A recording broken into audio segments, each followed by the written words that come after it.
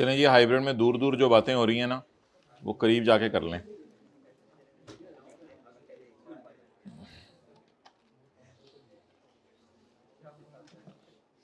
अच्छा, ये आज या कल हम आपसे शेयर कर लेंगे कि बिजनेस यूनिट इंक्लूडिंग मिल्स में आपने ज्योग्राफिकल लोकेशन और एड्रेस बताना होता है, लेकिन एड्रेस की रिक्वायरमेंट आपको पता है 5th शेड्यूल में नहीं है। और इमूवेबल फिक्स्ड एसेट्स में आपने पर्टिकुलर्स बताने होते हैं, यानी क्या चीज़ है, उसमें लोकेशन और एरिया ऑफ लैंड भी बताना होता है। इंडस्ट्रियल यूनिट में बताएं कैपेसिटी, एक्चुअल प्रोडक्शन और रीजंस फॉर पर्सन एम्प्लॉयड में as on the date of balance sheet and average number of employees. इसमें हमने कोशिश की है कि इसकी समरी ना की जाए, as it is copy paste किया जाए।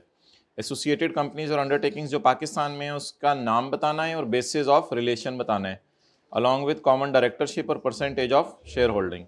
लेकिन जो बाहर की कंपनीज हैं उनमें name of undertaking, country, basis of association, लेकिन basis of association not required in 5th schedule, और एग्रीगेट परसेंटेज भी not required in 5th schedule. और उसके बाद जो हमारी हैं utilisation of proceeds from public offering, आपने फाइनेंशियल स्टेटमेंट्स में बताना है जो इशू हुई हैं आफ्टर इनिशियल और secondary offering. Implementation of plans with regard to use shall be disclosed till full implementation.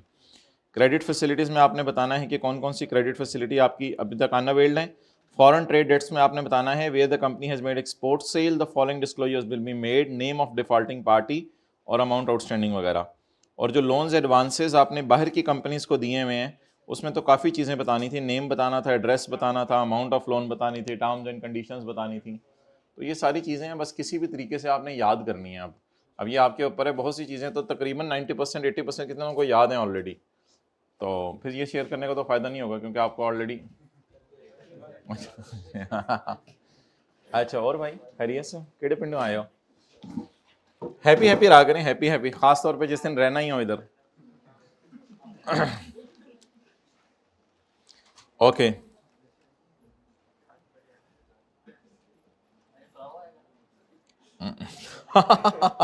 Man I will beat you. अच्छा, देख लेंगे, कुछ कर लेंगे। अच्छा, जो पिछली दफा तूने किया था फाइनल अकाउंट्स निकालें। परसों वाला होमवर्क हो गया किसी का दुका का परसों वाला होमवर्क? अच्छा, वो हजरात हाथ खड़ा करें जिन्होंने कल पास पेपर का क्वेश्चन 15 और फिर हमने 13 भी करवाया था पीओ ओवर टाइम के एतबार से, और फिर हमने जो है वो होमवर्क के अंदर एक सवाल भी दिया था। कोई बंदा ये तीनों सवालों के सोल्यूशन रजिस्टर पे लिखे हुए दिखा दे। कोई बंदा ये तीनों सवालों के सोल्यूशन रजिस्टर पे लिखे हुए दिखा दे। माशाल्लाह माशाल्लाह माशाल्लाह माशाल्लाह, अल्लाहु अकबर अल्लाहु अकबर, माशाल्लाह माशाल्लाह, वरी दिखाई जा रही है। माशाल्लाह माशाल्लाह माशाल्लाह माशाल्लाह, तीनों सवालों के सोल्यूशन रजिस्टर पे लिखे हुए। तू बड़ा बनता दिखा। अकरम इस तरह नहीं सीए होते, सीए के लिए दिन रात एक करना पड़ता है। इंशाल्लाह अभी से शुरू कर दो तो भी हो जाएगा। माशाल्लाह माशाल्लाह माशाल्लाह माशाल्लाह माशाल्लाह माशाल्लाह माशाल्लाह माशाल्लाह, देखें जी देखें, माशाल्लाह माशाल्लाह, लोगों की सीरियसनेस देखें जी। माशाल्लाह माशाल्लाह माशाल्लाह माशाल्लाह माशाल्लाह। फर्स्ट क्वार्टर, अच्छा ये परसों वाला हूँ,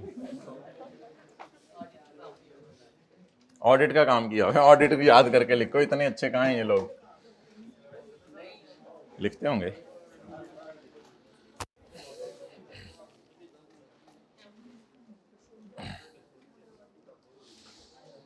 page number 261 261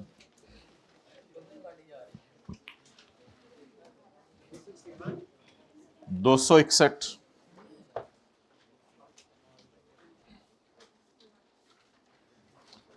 The Companies Act 2017 contain a series of appendices called schedules, page 261, which set out detailed bill requirements. वो डिटेल रिक्वायरमेंट्स क्या हैं? थर्ड शेड्यूल वो था जिसकी एक डायग्राम हमने बनाई थी। This schedule list the classification criteria of companies, ये large size, medium sized on the basis of company size and whether it is commercial or non-profit. It also specifies the companies which are required to follow the requirements of fourth and अच्छा fourth schedule लगता है listed companies पे और उसकी subsidiaries पे the schedule specifies, इसकी ना कुछ तफसील है, ये फिर कभी देखेंगे, फिलहाल बस एक लफ्ज़ याद कर लें। फोर्थ शेड्यूल किस पे लगता है? लिस्टेड कंपनीज पे और उसकी सब्सिडरीज पे। The schedule specifies that listed companies and their subsidiaries must follow the IFRS। तो लिस्टेड कंपनी ने आपको पता है IFRS फॉलो करना होता है और फोर्थ शेड्यूल फॉलो करना होता है। Fifth schedule specifies to the financial statement of non listed companies. आगे ब्रैकेट में फिर वो डिटेल उस डायग्राम में लिखी हुई थी जो हमने कराई थी आपको। फोर्थ शेड्यूल लगता है लिस्टेड कंपनीज पे। The fourth schedule of the companies act required that all listed companies and their shall follow the IFRS with regard to financial statements. Companies क्या फॉलो करेंगी बोलें? IFRS।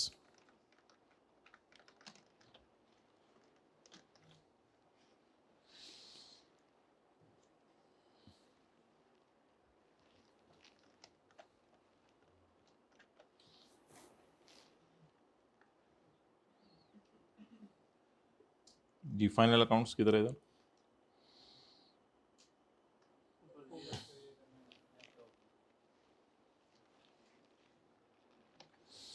The fourth schedule requires that all listed companies and their subsidiaries shall follow IFRS. All listed companies and their subsidiaries shall follow the IFRS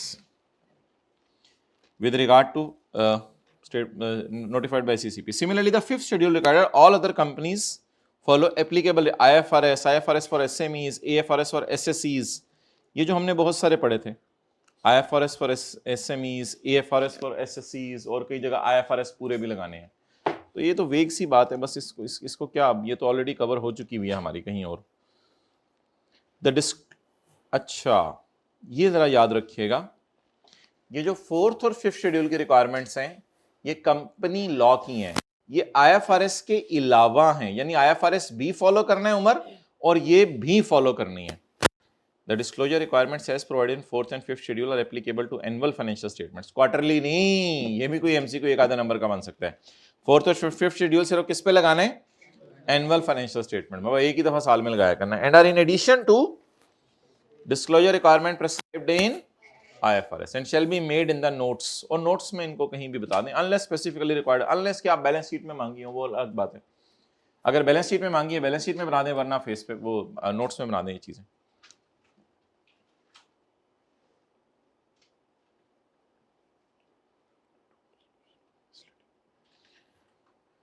कई दफ़ा अगर आपको लगे कि company law का डिस्क्लोजर मिसलीडिंग है तो आप उसकी एक्सप्लेनेशन फिर ज़रा डिटेल में ज़्यादा चीज़ें डाल दें जो हमने बताई हुई हैं। In addition to the information expressly required to be disclosed in the कानून and the schedules, there shall be added such other information as may be considered necessary to ensure that required disclosure is not misleading. तो छोटा सा लिख लें, company law का disclosure अगर misleading लग रहा है तो एडिशनल इंफॉर्मेशन डाल के समझा दें। कंपनी लॉ का डिस्क्लोजर अगर मिसलीडिंग लग रहा है तो एडिशनल इंफॉर्मेशन दे के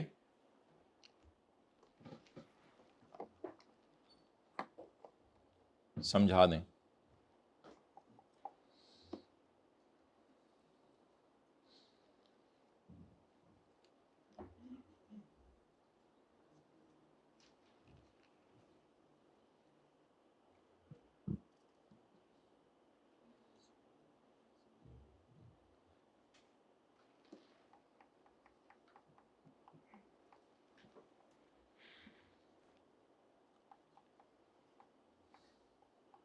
अब इसकी क्या मिसाल हो सकती है? मिसाल के तौर पे ईयर एंड के ऊपर आपके सारे ही एम्प्लॉयज़ रिज़ाइन करके चले गए, बस 5-6 रह गए, 1000 में से सारे रिज़ाइन करके चले गए। अब इसकी रीजंस तो नहीं हमने बतानी होती, रीजंस तो हमने प्रोडक्शन कैपेसिटी के शॉर्टफॉल की बतानी होती है ना। तो यहाँ अब आपको एक मिसलीडिंग सा लग रहा है कि ईयर एंड पे 6 एम्प्लॉयज़, अब लोग कहेंगे यही क्या हो गया भाईजान, ईयर एंड पे 6 एम्प्लॉयज़, तो ये मिसलीडिंग सा लगेगा अब, लेकिन एज ऑन बताने होते हैं। तो नीचे बता दें फिर रीज़न, ये कोई बम धमाका हुआ था, ये हुआ था, या मर गए थे लोग, या फिर किसी वजह से लोगों ने स्ट्राइक कर दी थी और छोड़ के चले गए थे। यही मिसाल बन सकती है, और क्या बन सकती है। अगर कंपनी लॉ के डिस्क्लोजर कभी मिसलीडिंग लगे तो हाईलाइट करें ना, shall be added other information, ये हाईलाइट करें, अदर इंफॉर्मेशन ऐड कर दें, shall be added such other information, कुछ और इंफॉर्मेशन ऐड कर दें अगर मिसलीडिंग लग रहे हैं तो।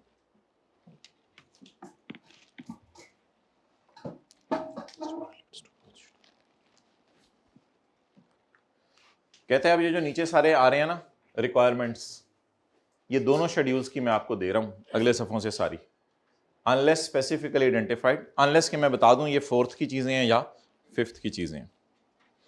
अच्छा,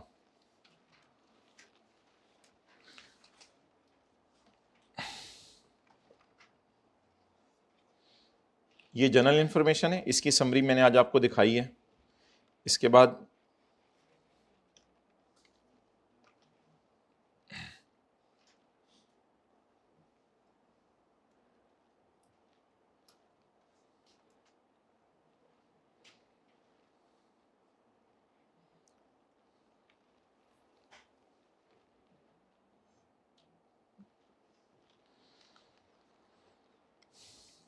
page 262 general information, sort of revision.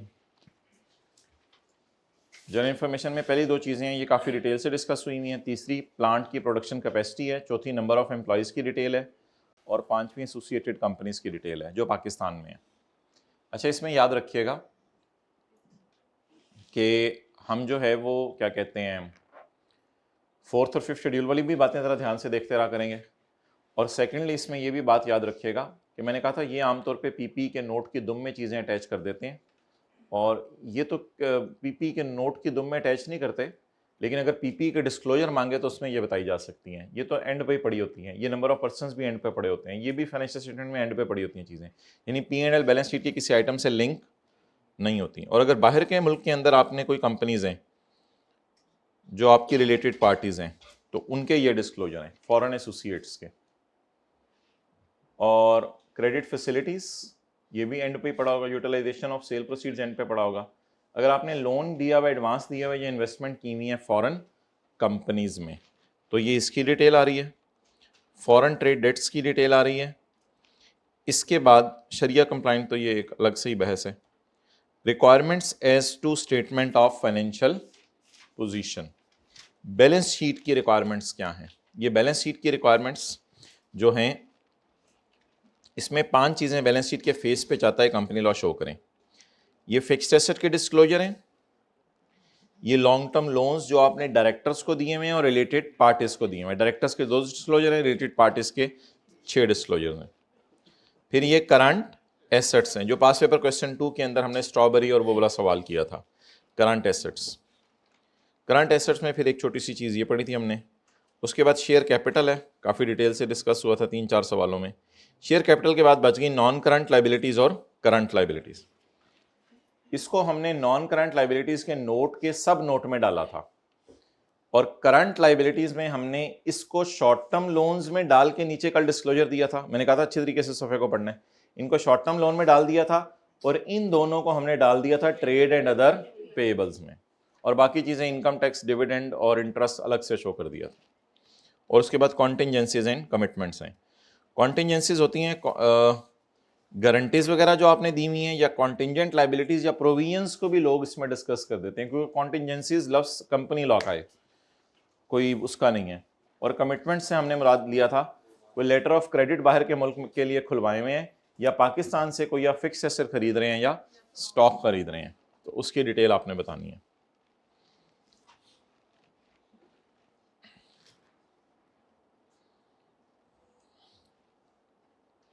IFRS 15 में आ जाए, सॉरी फाइनल अकाउंट में रहे, फाइनल अकाउंट में।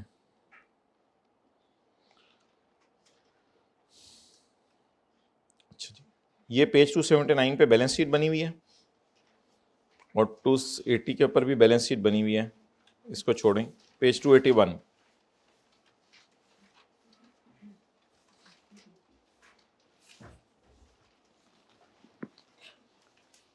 Legal status and nature of business में मैंने आपको कहा था अक्सर लोग हेड ऑफिस का पता वगैरह भी बता रहे हैं। Nestle is a public limited company incorporated in Pakistan. Principally the company is engaged in ये बस लीगल स्टेटस और नेचर लिखा हुआ है, लेकिन आमतौर पे लोग रजिस्टर्ड ऑफिस, हेड ऑफिस का या फैक्ट्रीज का पता भी बता रहे हैं। ये जी एक नई चीज है, basis of preparation and summary of significant accounting policies. Basis of preparation में हमने दो बातें बताई हैं। बेसिस ऑफ प्रेपरेशन में हम दो बातें बताएंगे, 2.1 और 2.2, और सिग्निफिकेंट अकाउंटिंग पॉलिसीज में हम बताएंगे 2.3।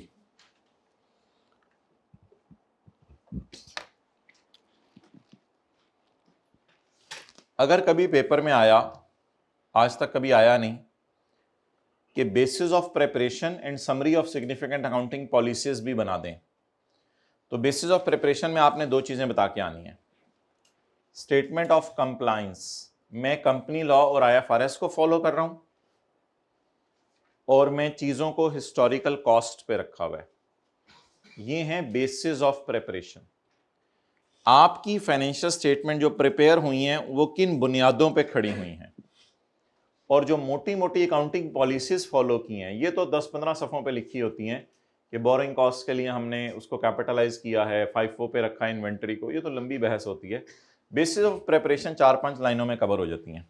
अगर कभी पेपर में आया prepare note relating to basis of preparation and summary of significant accounting policies, तो उसमें हम ये चीज़ें लिख के आएंगे। Statement of compliance, these financial statements have been prepared in accordance with the accounting and reporting standards as applicable in the accounting and reporting standards applicable in Pakistan comprise of IFRS and provisions issued under company law।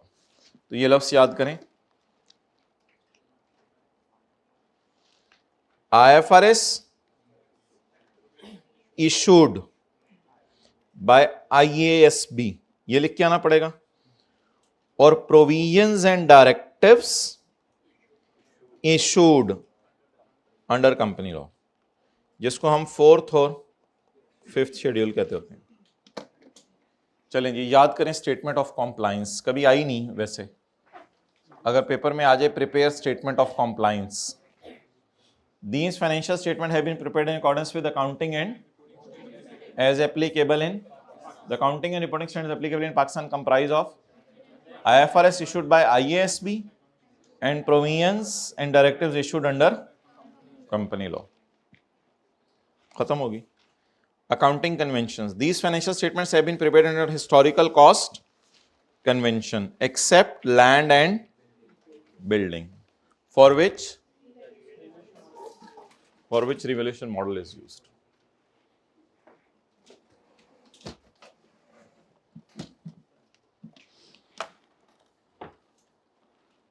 Okay, number 1 is legal status and nature of business, जिसमें अक्सर legal status और nature के अलावा address वगैरह head office और mills का आ जाता है। अब लिखने की जरूरत नहीं, स्टेटमेंट ऑफ कंप्लायंस। आप इस तरह भी कर सकते हैं, स्टेटमेंट ऑफ कंप्लायंस के नीचे दो चीजें दे दें, फिर अगली हेडिंग बना दें summary of significant accounting policies, या इस तरह भी कर सकते हैं, यहीं पे नाम दे दें and summary of significant accounting policies. Statement of compliance में आपने बता के आना है बेसिस ऑफ, ऊपर के बेसिस ऑफ प्रेपरेशन, इसमें दो चीजें बता के आनी है, हम किस किस को मान रहे हैं, स्टेटमेंट ऑफ कंपनी लॉ और IFRS, अकाउंटिंग की कन्वेंशन, और फिर 2.3 सिग्निफिकेंट पॉलिसीज। अच्छा, सिग्निफिकेंट अकाउंटिंग पॉलिसी सीखें जी आज। 2.3.1 inventory, for inventory I am using FIFO and the inventory is kept at lower of cost or NRV। बस 2.3.2 borrowing cost. The borrowing cost on qualified asset are being capitalized. कुछ नहीं लिखना. 2.3.3 intangible asset. The intangible asset, if internally generated, then research phase is expensed and development not meeting criteria is expensed and development meeting criteria is capitalized. And intangibles are being amortized over their useful life, and if their life is not मालूम then they are indefinite life. उनकी indefinite life समझी जाएगी. And their residual values are reassessed at each year end, and ये सारा. 2.3.4 property plant and equipment. Property plant and equipment के अंदर CWIP is recorded. The for property plant and equipment you are using straight line method. The residual value and life is estimated at each year end, and repair expenditure on PPE is charged to P&L. इस तरह की बातें लिख के आएंगे, accounting policies बता के आएंगे. 2.3.5 cash and cash equivalents are kept at cost. Cash और कैश इक्विवेलेंट्स को हमने कॉस्ट पे रखा हुआ है.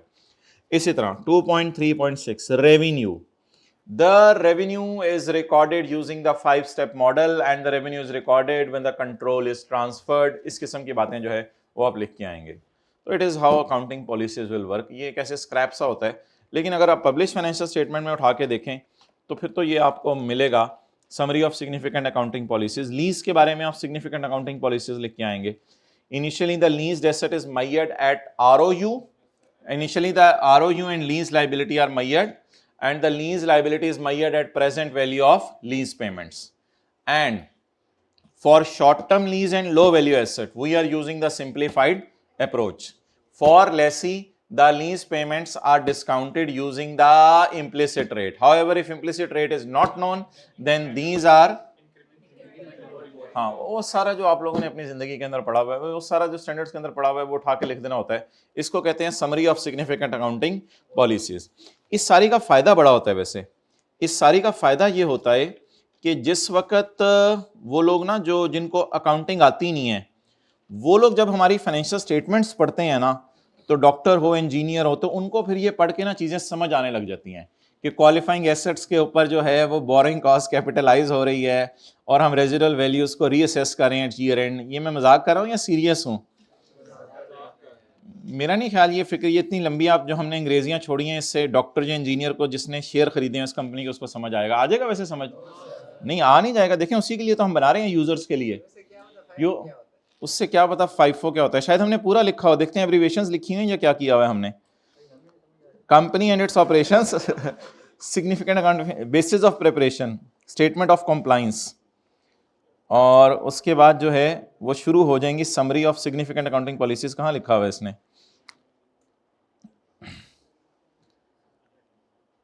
अच्छा जी, CWIP right of use. Right of use are initially measured at cost being present value of lease payment. इससे तो समझ आ जानी चाहिए लोगों को. Initial direct cost any lease payment made at or before. These are subsequently measured at cost less accumulated depreciation. Depreciation is charged on straight line basis. Intangible assets एक non monetary items होते हैं. माशाल्लाह काफी detail में लिखा हुआ है, लोगों को समझ आ जाएगी.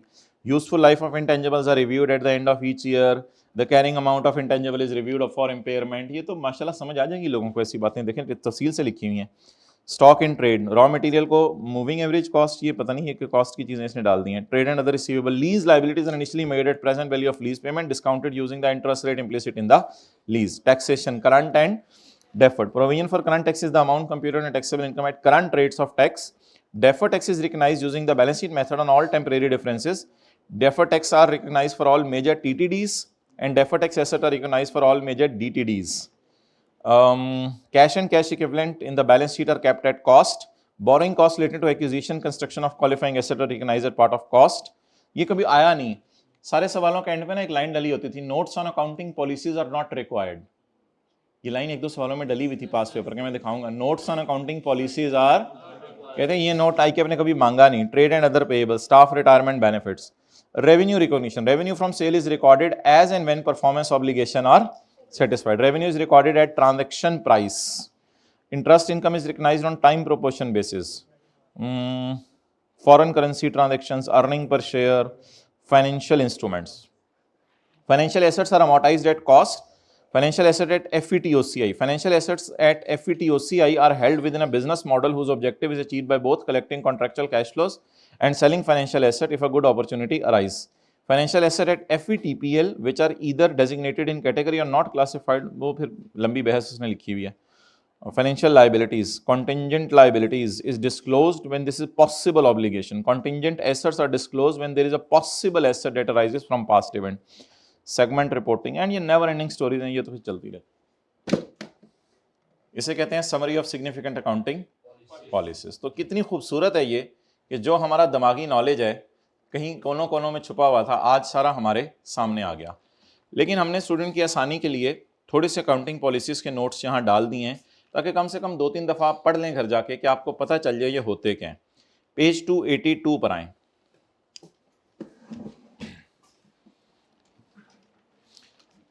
अगर कभी ऐसे ही सवाल आ गया कि पीपी का नोट बनाएं समरी ऑफ अकाउंटिंग पॉलिसीज का, फिर रट्टा चलाना पड़ेगा। रट्टा तो नहीं बस, यानी कि हमने थोड़ी हेडिंग बना दी है कि कॉस्ट माइनस इनकम डिडक्शन पे है, सेल्फ कंस्ट्रक्टेड एसेट में मटेरियल लेबर डाला जाता है, डिडक्शन P&L में डाली जाती है। ये बातें लोगों को पता है लेकिन बतानी होती है। डिडक्शन P&L में डाली जाती है, रेजिडुअल वैल्यू को रिव्यू किया जाता है हर साल, एडिशंस पे कैसे डिडक्शन चार्ज की जाती है, रिपेयर एंड मेंटेनेंस को P&L में डाला जाता है, गेन लॉस को P&L में डाला जाता है। ये है summary of significant accounting policies. Intangibles का नोट आपको तो नहीं पढ़ाया जाएगा, ये अगली दफा वालों को हम पढ़ाएंगे। इंटेंजिबल्स का नोट थोड़ा बहुत अगर आपको आ गया तो बस आप ये लिखाइएगा कम से कम कि research expenditure and development that do not meet the criteria are recognised as an expense. अच्छा, बस इतना सा काफ़ी है, आप लोग लिखाइएगा। और इसके साथ ही अमोर्टाइजेशन वाली बातें लिखाइएगा कि गुडविल की इंडेफिनेट लाइफ है, उसको हम अमोर्टाइज नहीं करते, यूजफुल लाइफ को हर साल दोबारा रिव्यू किया जाता है, अमोर्टाइजेशन ऐसे चार्ज की जाती है। वही जो फिक्स एसेट में याद की हैं, हल्की फुल्की लिखाइएगा, बाकी ये चीज़ें छोड़े पड़े क्योंकि आपने स्टैंडर्ड डिटेल से पढ़ा नहीं हुआ, अगली दफ़ा वालों ने तो पढ़ा होगा। ROU और लीज लाइबिलिटी को मैयर किया जाता है at the commencement date except for 12 month lease और लेस और low value asset which are expensed in P&L on straight line basis. The lease liability is initially measured at present value of using the implicit rate. Stock को रखा है हमने cost lower of cost NRV पे और FIFO और weighted average में से बता दें कौन सा मेथड यूज करें। डेटर्स को हमने रखा है original invoice value minus provision for doubtful debt. Bad debt को हम डाल देते हैं इरिकवरेबल में जब वो बैड हो जाए। कैश और कैश इक्विवेलेंट को कॉस्ट पे रखा है, ट्रेड एंड अदर पेबल्स को भी कॉस्ट पे रखा हुआ है। करंट टैक्स हम कैलकुलेट करते हैं यूजिंग टैक्स रूल्स जो पाकिस्तान में है, और डेफर्ड टैक्स हम कैलकुलेट करते हैं balance sheet approach. Balance sheet approach होती है कैरिंग अमाउंट टैक्स बेस को कंपेयर करना, जिसमें हम डिफरेंस लेते हैं कैरिंग अमाउंट का टैक्स बेस के साथ। DTL को हम रिकॉर्ड करते हैं जब TTD आए, और DTA को एहतियातन सिर्फ तब रिकॉर्ड करते हैं जब फ्यूचर में प्रॉफिट आने की उम्मीद हो, वरना तो कोई डेफर्ड टैक्स एसेट रिकॉर्ड करने की जरूरत नहीं है। अगर फ्यूचर में प्रॉफिट ही नहीं आने तो फिर क्या फायदा। रेवेन्यू रिकॉर्ड किया जाता है जब चीज़ों का कंट्रोल ट्रांसफर हो जाए, बोरिंग कॉस्ट को कैपिटलाइज किया जाता है, और डिविडेंड्स को हम रिकॉर्ड करते हैं जब अनाउंस हो जाए। तो जाहिर बात है इसी वजह से इंटरिम्स को शो किया जाता है, बाकी को नहीं। तो किसी भी चीज़ के बारे में अकाउंटिंग पॉलिसी आ सकती है। तो अब चीज़ें बता दें कौन कौन सी हो गई हमारी। Legal status and bases of include statement of and accounting convention and significant accounting policies. ये है सिग्निफिकेंट अकाउंटिंग पॉलिसी। 2.3 में 2.3.1 2 3 4 डन। ओके, तो अब यहां से याद करें। पहली चीज क्या है? Legal status and nature of business. दूसरा है बेसिस ऑफ प्रिपरेशन। यहां रुकें। बेसिस ऑफ प्रिपरेशन में कंपनी लॉ, IFRS और कॉस्ट पे चीजें रखी हुई हैं एक्सेप्ट लैंड बिल्डिंग, जिनको हमने रिवैल्यूएशन मॉडल पे रखा हुआ है, और जिसको भी रखा हो। एंड समरी ऑफ, ये फिर हेडिंग इधर आएगी, summary of significant accounting policy. इसमें फिर 2.3.1 सारी चीजों की, सारे स्टैंडर्ड्स की अकाउंटिंग पॉलिसी, जिस स्टैंडर्ड ने जो कहा है। अब अगली क्लास के अंदर इंशाल्लाह हम फाइनल अकाउंट्स के कोई सवाल कर लेंगे और IFRS 15 के कोई सवाल कर लेंगे। फिलहाल कल वाला IFRS 15 का सवाल मुझे पूरा करवा दें। पेज नंबर बताएं। कल वाला जो पास पेपर क्वेश्चन 2 खुला हुआ है, पेज नंबर 208।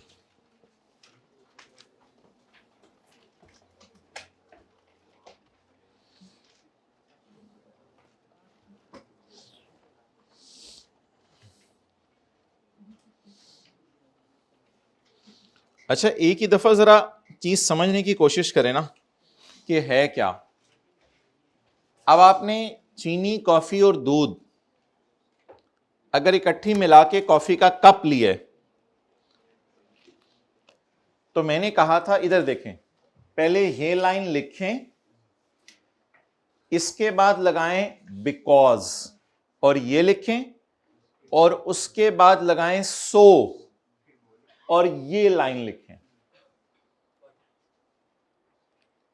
और उसके बाद यहां पर वो फिर मैंने बात की थी फर्दर लिखना है या वो दूसरा लिखना है, हाउएवर, लेकिन उस बहस को जाने दें। फिर ये लाइन लिखें, इसके बाद यहां लफ्ज लिखें बिकॉज। अब देखें ना, इधर इधर ये लाइन लिखें, बिकॉज के बाद ये लिखें, सो कंक्लूजन ये वाला निकालें, और उसके बाद ये लाइन लिखें, बिकॉज के बाद ये लिखें, और उसके बाद सो में ये लाइन लिखें, और उसके बाद एक लाइन कंक्लूजन दे दें। तो अगर हमने कॉफी बनवाई है दुकान से, तो the customer can take benefit from the sugar, coffee and doodh on its own because these are regularly sold separately. So, अब आगे बोल दें, so these are distinct on its own, on its own का लफ्ज लिखाइएगा, these are distinct on its own, अपनी जात में अलग अलग है। और फिर अब एंटिटी इनको इकट्ठा करके बेच रही है, तो फर्दर की बजाय बेहतर है हाउएवर लिखाइएगा, लेकिन अगर नहीं भी लिखना तो आपकी मर्जी है, एंड भी लिख सकते हैं। However the entity's promise to transfer the goods is not is not separately identifiable from other promises because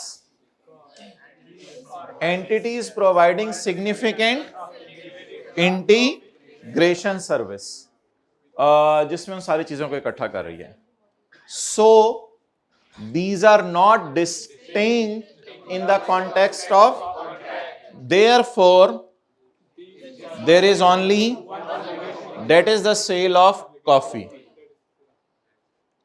but अगर चीनी, कॉफी और दूध अलग अलग खरीदेंगे तो बताएं, the customer can on its और together with other resources because these are regularly sold separately भी लिख सकते हैं, this could be used consumed separately भी लिख सकते हैं, दोनों बातें लिख सकते हैं। सो These three things अलग शॉपरों में पैक करवाई आपने, आप बड़े, आपको घर में शॉपरों का स्टॉक चाहिए, आपने 3 शॉपरों में पैक करवाई, these are distinct on its own। Further यहां लिख दीजिएगा वैसे however की जगह, लेकिन मर्जी आपकी। The entities promise to transfer the good, आए भाई ने बोल दिया is not separately, 3 शॉपर अलग अलग हैं।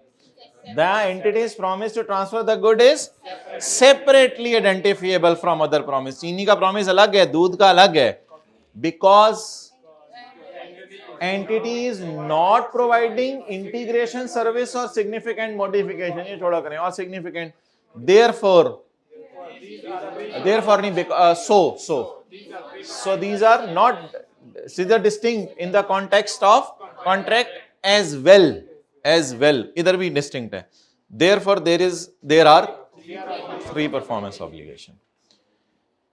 एक मिसाल है जो हमने आपको दी थी, वो थी एमआरआई मशीन और उसका प्रिंटर, उसमें फिर आप जवाब देके आइएगा, the customer, excellent, the customer cannot benefit from the MRI machine and its printer on its own or together with other resource because these are not regularly separately sold by us or other suppliers. Therefore because so these are not distinct on its, अब आगे जाने की जरूरत नहीं है, अब आगे जाने की जरूरत नहीं है, यही डिसाइड हो गया ये कितने वादे हैं, अब आगे टेस्ट लगा के कुछ हो नहीं सकता, अब आगे जैसे आईफोन और उसका सॉफ्टवेयर है, बस वो एक ही वादा है, फिर आगे रुक जाएं, बस आगे अब डिस्कशन नहीं करनी। इस साइड पे क्यों नहीं जाने की जरूरत पड़ी, उधर ही पता चल गया है एक वादा है। लेकिन ये तो हाईली स्पेशलाइज्ड चीजें हैं जो एमआरआई मशीन बना के दे रहे थे।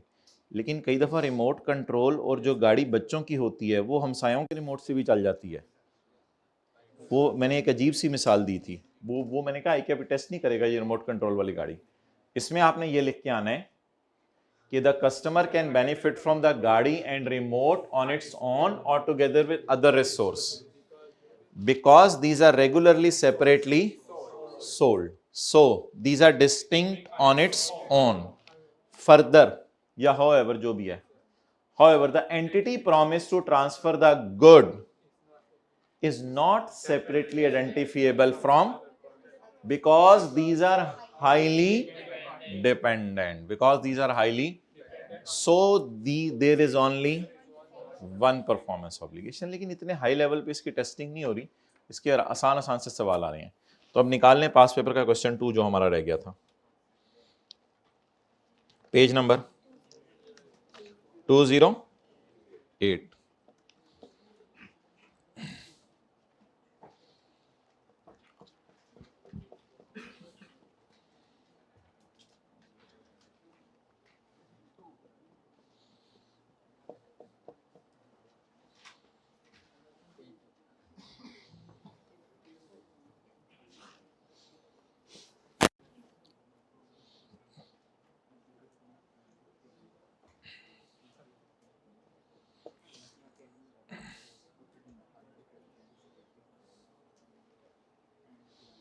पहले मोटा मोटा डिसाइड कर लिया करें, फिर उसके बाद जवाब देखते हैं। Solutions limited software developer entered into a 2-year contract with the customer to provide software licence including future software update. अच्छा, इंस्टॉल नहीं किया उसने, इंस्टॉल नहीं किया, इंस्टॉलेशन आसान होगी, फिर इंस्टॉलेशन का जिक्र ही नहीं। लाइसेंस दे दी है, लाइसेंस का मतलब है सीडी दे दी है, या वो जो एक फाइल सी छोटी सी नहीं होती, ईमेल कर दी है जिस पे आप बटन दबाते हैं तो इंस्टॉल होना शुरू हो जाती है, तो लाइनें चलना शुरू हो जाती हैं, वो फाइल सी भेज दी है। एक सॉफ्टवेयर लाइसेंस उसने भेजा। इसके अलावा उसने क्या, फ्यूचर में सॉफ्टवेयर अपडेट करूंगा, और उसने कहा है कि बाद में आपको मेंटेनेंस सर्विसेज भी देता रहूंगा। The software licence would remain functional even if updates and support is not. अगर अपडेट ना आए और सपोर्ट सर्विस ना हो तो भी काम चलता रहता है। इसका मतलब यह है कि अगर सॉफ्टवेयर अपडेट ना भी हो तो कोई नहीं, 10 साल पुराना माइक्रोसॉफ्ट ऑफिस भी आपको पता है लोग चला रहे हैं, माइक्रोसॉफ्ट ऑफिस, माइक्रोसॉफ्ट विंडोज भी कई लोग पुरानी चला रहे हैं, और सपोर्ट की जरूरत नहीं है, क्योंकि सिस्टम में कई दफा बग्स आ जाते हैं, कोई मसला होता है, उसको सही कराने के लिए आप सपोर्ट लेते हैं। लेकिन वो सपोर्ट भी कहते हैं जरूरी नहीं है, लोग बग्स के साथ ही चलाए जाते हैं। लोग कहते हैं यार ये करके ना ये मसला होता है, इस मसले का हल मैंने निकाल लिया हुआ है, मैं ऐसी सपोर्ट लेके उनके पैसे दूँ तो ठीक है। कई ओवन होते हैं, मशीन होते हैं, उसमें 2 मिनट मुसलसल खाना गर्म करो तो मसला हो रहा होता है, अब आप कहते हैं मेंटेनेंस करानी नहीं, चलो 1.5 मिनट करके फिर बंद कर दिया करो, फिर दोबारा 1.5 मिनट चला लिया करो। तो सपोर्ट सर्विस इस तरह अवॉइड हो सकती है, सपोर्ट सर्विस जुगाड़ लगाना जिसे आप कहते हैं पता नहीं, तो सपोर्ट सर्विस इस तरह अवॉइड हो सकती है। कहते हैं ये सपोर्ट सर्विस और software updates are not necessary. लोग पुराने सिस्टम्स पे 20-20 साल चलते रहते हैं, कोई दादा ने ये सॉफ्टवेयर इंस्टॉल किया हुआ है, चल रहे हैं, नया सॉफ्टवेयर बहुत महंगा है, उसी पे गुजारा चला रहे हैं, कोई मसला नहीं। आप मुझे ये बता दें कितनी चीजें हैं सवाल में, कितनी गुड्स हैं? शायद 2 गुड्स हैं, एक सर्विस समझ लें या जो भी समझ लें। सॉफ्टवेयर लाइसेंस है, सॉफ्टवेयर अपडेट है और सपोर्ट सर्विस।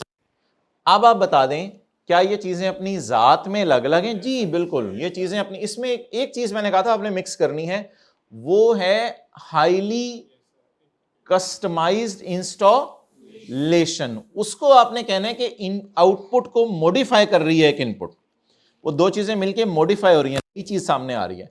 लेकिन ये चीजें अपनी जात में अलग अलग हैं। जात में अलग अलग क्यों हैं? Because I can use the software on its own and I can use the update and support with the readily available resource that is license। कई दफा चीजें ऑन इट्स ओन मदद नहीं कर सकती। Keyboard, laptop on its own use हो सकता है, keyboard on its own use नहीं हो सकता। आप अगर सॉफ्टवेयर अपडेट खरीद लें और सपोर्ट खरीद लें और सॉफ्टवेयर ना हो तो थोड़ा सा जरा अगर मैं आज खुल के बात करूं तो इसमें आप लिख सकते हैं I can take the benefit from the software on its own and I can take the benefit from support service and update with the other resource that is readily available to me, which is software. अगर इतना बारीक जाकर discuss करना है, I came नहीं इतनी उसमें जा रहा हूं, उसको पता है कि ये बेसिक लेवल पे उसने टेस्टिंग करनी है स्टेप 2 की. तो yes we can say we can use the software on its own and we can use the update and support with a readily available resource which is called as software. Therefore these three things are distinct. ये अपनी जात में क्या है, अलग अलग है. Next एक बात याद रखिएगा, सॉफ्टवेयर अपडेट और सपोर्ट सर्विस इतने बुरे तरीके से मर्ज नहीं होती कि बाद में उसको वापस अपनी हालत में ना लाया जा सके. तो बाय डिफॉल्ट हमेशा याद रखिएगा सॉफ्टवेयर अपडेट और सपोर्ट सर्विस कभी भी इंटीग्रेशन के माने में नहीं आएगी, कभी भी मॉडिफाई नहीं होगी, कभी भी इनको हाईली डिपेंडेंट नहीं समझा जाएगा.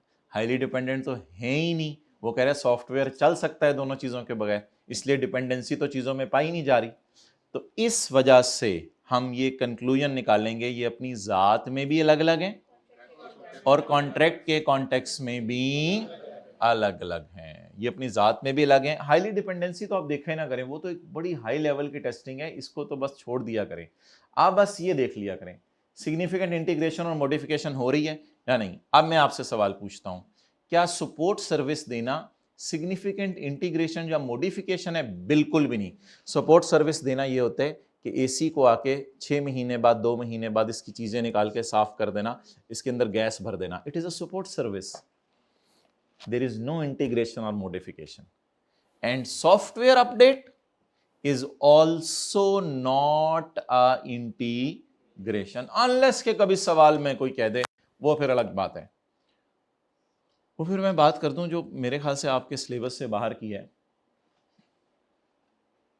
अगर कोई सपोर्ट सर्विस ऐसी है ना जिसने सॉफ्टवेयर के अंदर हर साल ऐसे इंटीग्रेट होना है कि सॉफ्टवेयर की असली हालत ही वो बदला करेगी, फिर पूरे सॉफ्टवेयर का ही रेवेन्यू मजबूरन ओवर टाइम रिकॉर्ड करना पड़ेगा, क्योंकि फिर आप सॉफ्टवेयर और सपोर्ट सर्विस को मिला के कोई एक इकट्ठी चीज़ बेच रहे हैं. वो फिर लंबी बहसें हैं, उनमें जाने की ज़रूरत नहीं है. हम सिर्फ आपको ये बता रहे हैं कि सॉफ्टवेयर ऑन इट्स ओन एक क्या चीज़ है, distinct. Software on its own क्या चीज़ है, और सपोर्ट सर्विस और software update on its own कोई चीज है या टुगेदर विद अदर रिसोर्स एक चीज है. इसलिए अपनी जात में क्या है, अलग अलग. कॉन्ट्रैक्ट के कॉन्टेक्स्ट में बताएं, आपसे वैसे पूछ रहा हूं, सपोर्ट सर्विस चीजों की, गाड़ी की मेंटेनेंस, एसी की मेंटेनेंस, सपोर्ट सर्विस चीजों की, क्या इतने बुरे तरीके से चीज को इंटीग्रेट या मॉडिफाई कर देती है कि बाद में अपनी असली हालत में नहीं आ सकती? और अपडेट तो कभी भी सिग्निफिकेंटली मॉडिफाई नहीं करता. कई लोग अपडेट करने के बाद दोबारा कहते हैं पुराना वर्जन ले आओ, यार ये मुझे अपडेट मुझे पसंद नहीं आया, ये अपडेट से और ही ज़्यादा मसले शुरू हो गए हैं. तो अपडेट को अनडू करने की भी ऑप्शन होती है. तो डेट्स वाई ये हमेशा अपनी ज़ात में भी चीज़ें अलग होंगी. और अच्छा जी, अब इनका जवाब जो है वो कैसे बनेगा, ये जवाब हम आपको भेज देते हैं.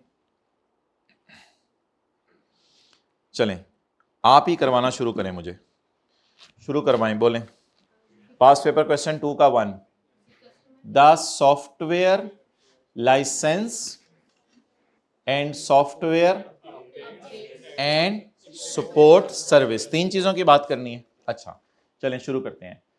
The customer can benefit from software update, software licence, software update and support service on their own or together with other resource. आप जनरल बात लिख दिया करें. आपसे मैं कह रहा हूं ये चीजें एक्सपेक्टेड नहीं है इतने हाई लेवल की जो मैंने आपसे बातें की, because we can use them on its own और together with other resources data readily available.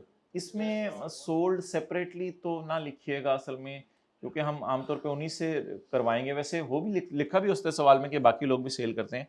इसमें बेहतर है ये वाली लाइन लिखा जाएगा, because customer can use, consume और otherwise held them to generate economic. इधर मेरे ख्याल से ये लफ्ज ज्यादा मुनासिब होगा, क्योंकि चीनी वगैरह तो बाकियों से मिल जाती है. फिर इसमें फिर बेहतर है ये लाइन लिखाइएगा. So these are distinct on its own. further the entity promised to transfer goods is also separately identifiable from other promises, because entity is not integrating the goods or significantly modifying another good.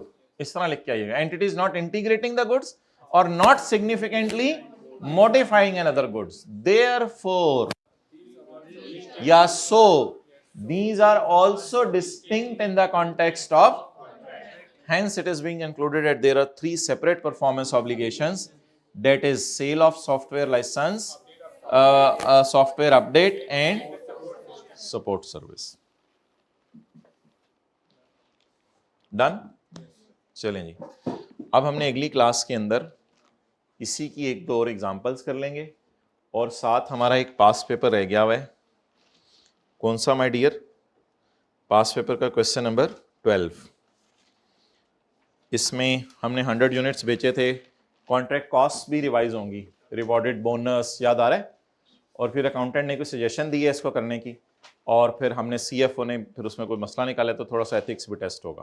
तो ये एक बड़ी अच्छी revision होगा पास paper का question 12, जो अभी तक कॉन्सेप्ट हमने पढ़े हुए हैं. निकालें जी ईपीएस और नहीं पर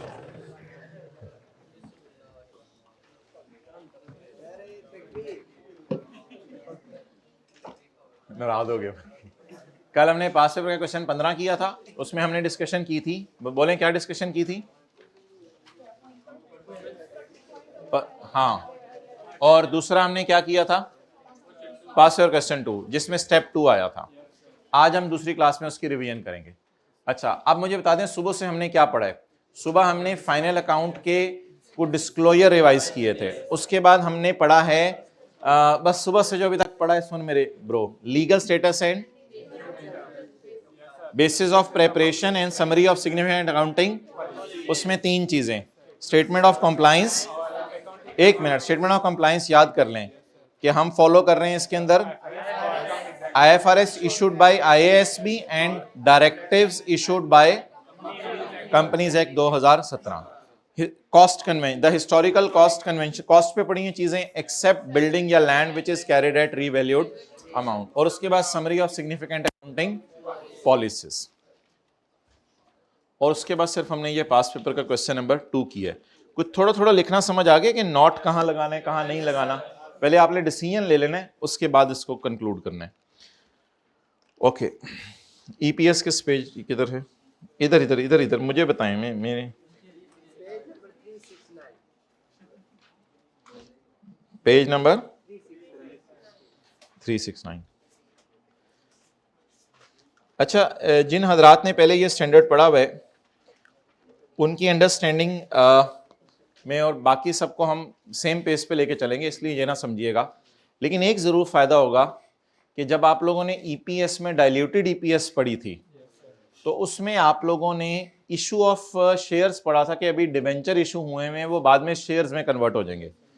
वो वाली लाइनें बहुत मुश्किल लगती थी FR1 के बच्चे को. अब IFRS 9 हमने पढ़ लिया हुआ है, तो जब हमने IFRS 9 में डिवेंचर्स का इशू पढ़ लिया हुआ है तो अब फेस वैल्यू, प्रीमियम और वो जो सारे फड्डे थे वो अब ICAP ने इनको एड्रेस कर दिया है इस स्टैंडर्ड को इधर डाल के. और ये स्टैंडर्ड होना भी इधर ही चाहिए था, क्योंकि आपने डिवेंचर इशू किए नहीं होते थे और FR1 में आपको पढ़ाया जाता था कि शायद ये डिवेंचर बाद में कन्वर्ट हो जाएं शेयर्स के अंदर. तो ये अजीब सी बात पढ़ाई जाती थी और फिर फेस वैल्यू और प्रीमियम के चक्कर जो है वो बिल्कुल समझ नहीं आते थे. तो इस वजह से ये अब ज़्यादा आसान हो जाएगा, तो वो वाली ईपीएस हमें बड़ी ईजी महसूस होगी. ओके, क्वेश्चन 1 निकालें, पेज नंबर 380. अच्छा, पेज नंबर 380. क्वेश्चन 1,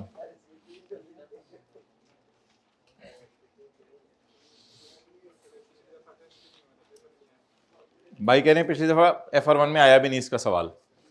अच्छा जी, ऑर्डिनरी शेयर कैपिटल कितना है भाई?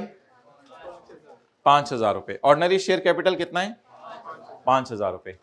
रिटेन्ड अर्निंग्स को छोड़ें,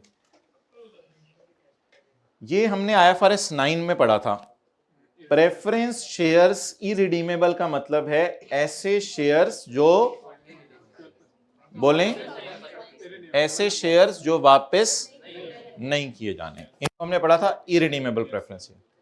फिर इसने लिया हुआ है बैंक लोन और फिर लिया हुआ है रिडीमेबल प्रेफरेंस।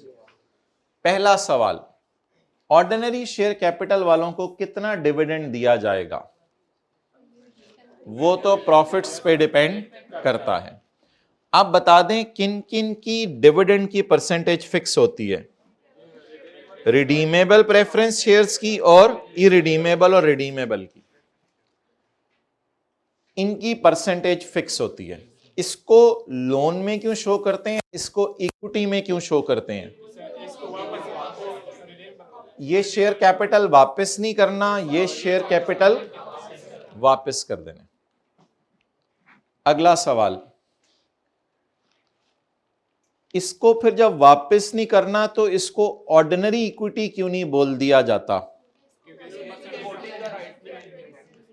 इसकी दो वजह है ना, एक तो इसको डिविडेंड देते हुए प्रेफरेंस देनी है और दूसरा ये भी तो है ना इसका रेट फिक्स है और इसका रेट फिक्स नहीं है। बचा कुचा प्रॉफिट हो सकता है, इसको 40% डिविडेंड अनाउंस कर दें, वो तो, ये तो बड़े सब्र वाले लोग हैं, इनको तो ऐसा फल मिलेगा कि खुश हो जाएंगे। क्लियर? अच्छा, तो अब प्रेजेंटेशन के एतबार से बैंक लोन तो हमने वैसे ही दिखाया ना इधर, बैंक लोन, ताकि आपको याद रहे कि इधर रिडीमेबल प्रेफरेंस शेयर आने हैं। तो जो लोन वापस करना है वो इधर आएगा, जो लोन वापस नहीं करना वो इधर आएगा, और इक्विटी तो वैसे ही वापस नहीं करनी होती अनलेस के बिजनेस बंद हो जाए। अच्छा, अब बैंक लोन 1200 ज़रब 10% 120 रुपए, इनको, ये असल में कैश फ्लो में हमारी फाइनेंसिंग एक्टिविटीज हैं। कैश फ्लो में होता नहीं था फाइनेंसिंग, कहां से करवाई भी है, तो ये है बिजनेस फाइनेंस कहां से हुआ है। कुछ फाइनेंसिंग हमने इनसे करवाई है, कुछ फाइनेंसिंग हमने इनसे करवाई है, कुछ फाइनेंसिंग इनसे करवाई है, कुछ फाइनेंसिंग इनसे करवाई है। ठीक है, बिल्कुल ये ना समझिएगा FR1 में चीजें पढ़ी हैं, बिल्कुल फ्रेश माइंड के साथ पढ़ना है। अब ये सारी फाइनेंसिंग एक्टिविटीज हैं, फाइनेंस प्रोवाइडर्स बदले में कुछ मांगते हैं। इन फाइनेंस प्रोवाइडर्स को ये देना है, इन फाइनेंस प्रोवाइडर्स को ये देना है, इनको ये देना है, इनको ये देना है। अब सवाल ये है कि 800 ज़रब 8%, कितना आ गया? 8 8 बार 64 इनको देना है और 120 इसको देंगे हम फाइनेंस कॉस्ट में, इसको देंगे हम P&L के अंदर। चले जी, P&L खोलते हैं, statement of comprehensive income. Long term loan वालों को कितना दिया, और dividend on redeemable preference share 64। Bill फर्ज एज्यूम करें प्रॉफिट्स आ गए 1500, टैक्स एज्यूम करें CT DT मिला के 50, पैट कितना आ गया 1450। अभी कितने लोग रह गए? दो। कौन कौन? बैंक लोन वापस, बैंक लोन का इंटरेस्ट दे दिया कि कैपिटल प्रोवाइडर्स को ये दे दिया उनका पैसा, यानी कि कैपिटल प्रोवाइडर तो नहीं सॉर्ट ऑफ, लेकिन लोन प्रोवाइडर्स समझ लें, लोन प्रोवाइडर्स को दे दिया। अभी कितने बंदे रह गए? 2 बंदे रह गए।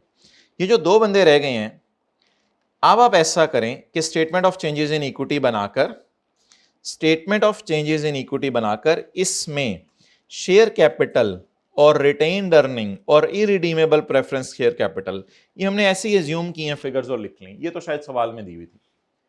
पैट कितना आया हमारा 14, इसमें से आप 2 बंदों को पेमेंट करें। डिविडेंड हमने एज्यूम किया हुआ 20% है? नहीं, कहीं एज्यूम नहीं किया हुआ, एज्यूम लिख लिया हमने, तस्वीर खींचो। अच्छा, इरिडीमेबल प्रेफरेंस शेयर कैपिटल कितना है? 3000। 3000 वालों को कितने % हमने दिया? कितना? दूसरा पार्ट बना चुके हो? 360। अच्छा बनाओ, अभी ठहरो, 360 दे दिया।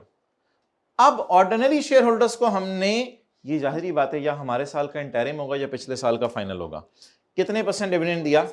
20%। वो कितना हो गया? 1000। बाकी क्लोजिंग बैलेंस में जो मर्जी बचा। Now my question is, this profit is available to ordinary shareholders. This profit is available to ordinary shareholders. क्यों? गवर्नमेंट को टैक्स देने हैं अभी, गवर्नमेंट को। This profit is available to ordinary shareholders, this profit is available to ordinary shareholders. Why? अभी आपने किनको entertain करना है? Now opening RE has nothing to do with this EPS, earning per share. It is our earning, but not this is our earning per share, because our earning is 1450 minus 360.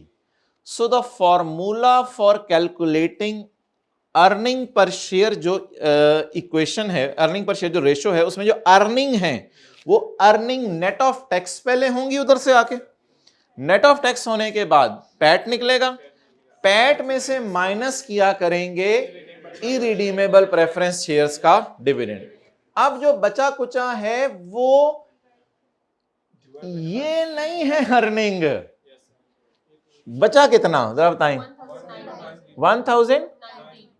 अब 1090 अगर मैं लेके जाता हूं तो ये अर्निंग पर शेयर है, और अगर 1000 लेके जाता हूं तो ये डिविडेंड पर शेयर है। हम अभी कौन सा टॉपिक शुरू किया है, अर्निंग पर शेयर या डिविडेंड पर शेयर? अगर मुझे डिविडेंड पर शेयर चाहिए तो अर्निंग में से जो बांटा, और अगर मुझे डिविडेंड पर शेयर चाहिए फिर ये चाहिए, और अगर अर्निंग पर शेयर चाहिए सो अब बताएं जी, हमारे पास इंटरेस्ट ऑन लोन और रिडीमेबल प्रेफरेंस शेयर को देके कितना बचा? इसको नेट ऑफ टैक्स करें, कितना आ गया? ये प्रॉफिट अवेलेबल है अभी बांटने के लिए, लेकिन बांटने के लिए भी दो लोग तैयार खड़े हैं, इनको कहते हैं फाइनेंस प्रोवाइडर्स।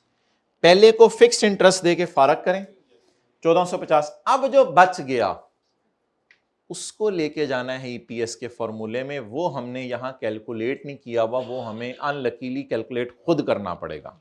वो कैसे निकलेगा? 1450 माइनस 360, और 1000 को आप इग्नोर करें क्योंकि 1000 बांटने के काबिल है या बांटा?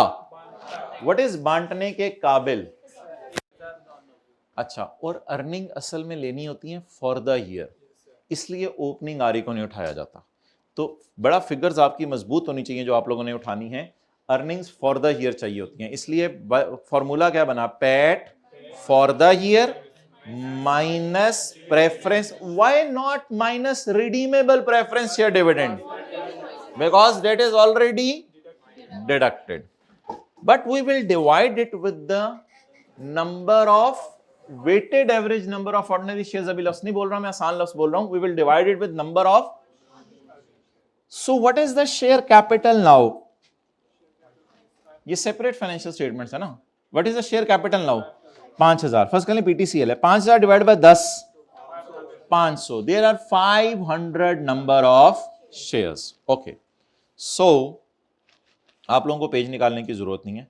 So the formula for calculating EPS is, शायद आपको याद हो FR1 का, earnings attributable to during the year divided by weighted average number of shares।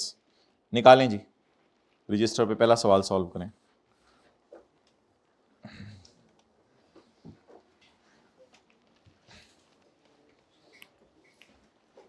कितने खुश हो रहे हैं पुरानी चीज देख। अच्छा, अर्निंग पर शेयर, बहरहाल ये नसीब वालों को मिलती। Earning per share 2010 चपेड़ 2015, question number ठीक नहीं पकड़ा हुआ, 2015 जी बोलें। और नहीं पैट माइनस नहीं, पहले फॉर्मूला बताएं। Earnings attributable to ordinary share divided by weighted average number of कौन से shares? Ordinary shares in issue divided by weighted average number of ordinary shares. Okay. So what is the PAT for 2015? Okay. One for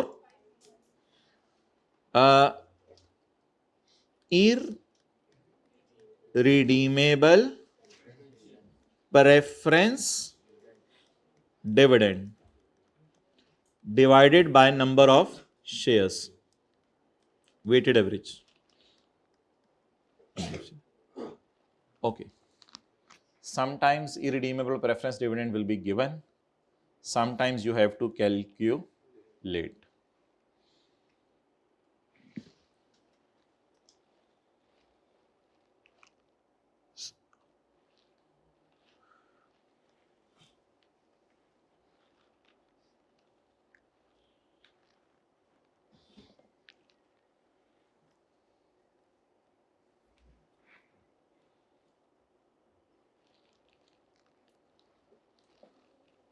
Okay, now tell me, what is this? Calculate करें आप लोग वो ना 360 ना उठाएं, आप calculate करें. What is this? ये लोन तो नहीं है, ये इक्विटी है, हमने जो रेज की हुई है किन से? इरिडीमेबल. इसको मल्टीप्लाई करें 12% से, 3000 ज़रब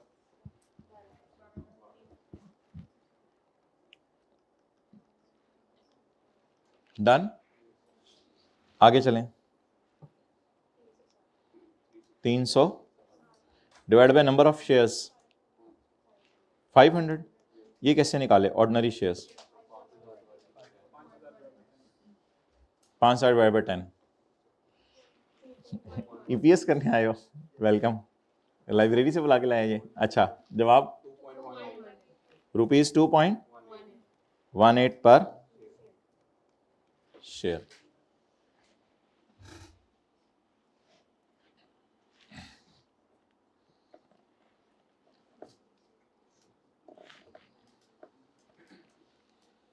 ओके जी, अब आपके लिए चैलेंज है जो हम सेल्फ मेड क्वेश्चन बना रहे हैं वो करना.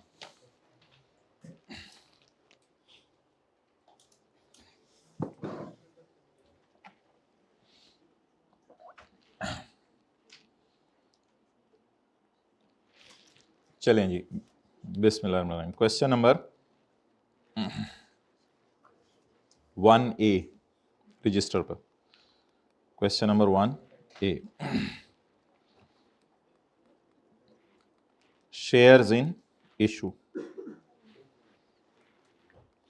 Ordinary, irredeemable preference shares.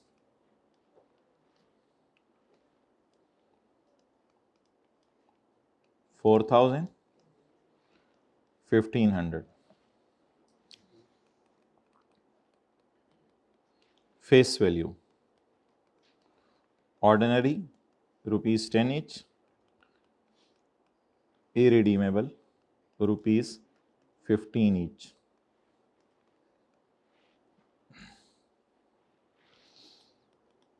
Dividend percentage. Irredeemable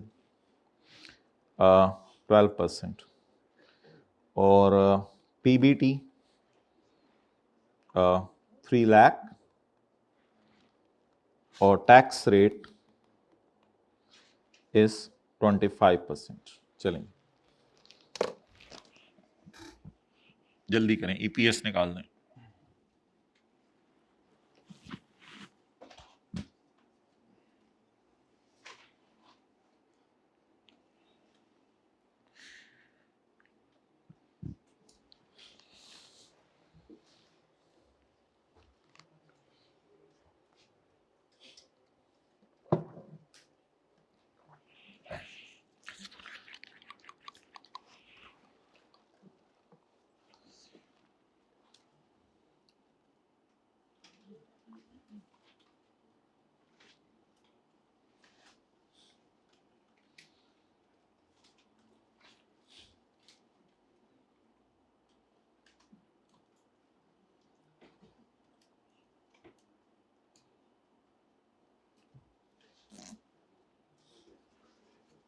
निकल आई? चलें, क्या निकली एपीएस? 11.25. और जी किसी की? और हाँ जी 55, 11. लो जी, FR1 में पढ़ा हुआ है हमने.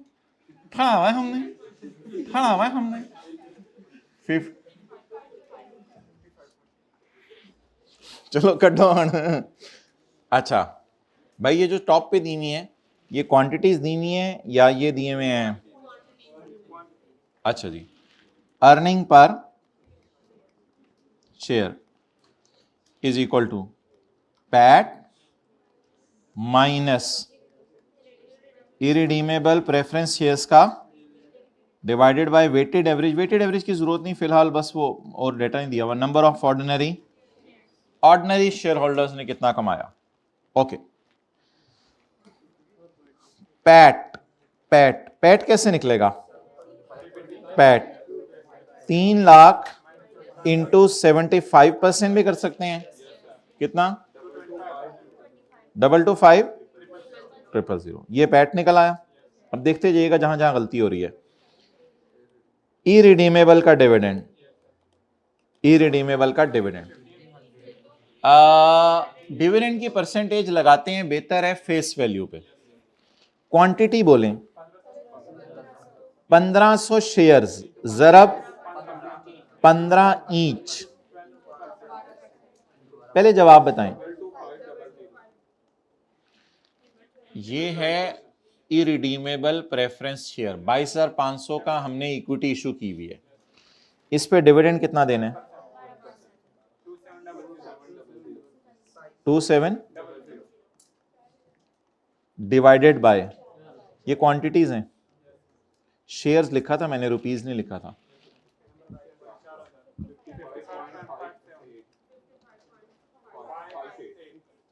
$55.58 पर शेयर। क्या गलती हुई थी?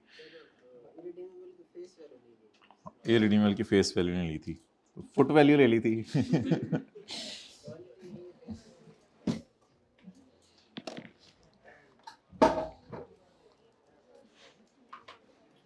ये तो अभी हम जब मंडे से एमसीक्यूज डालना शुरू करेंगे नोट्स में तो फिर चीखें निकलेंगी इंशाल्लाह। जी आए थे, डन जी, ओके। अब मोहतरम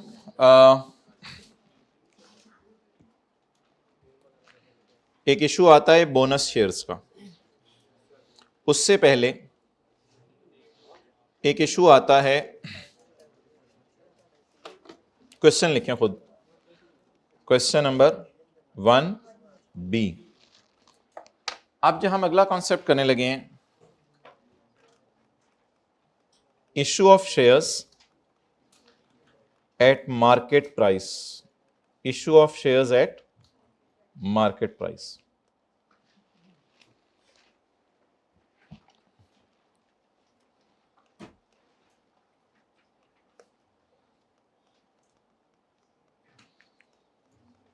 ऑर्डिनरी शेयर्स ऑन यकम जनवरी 12,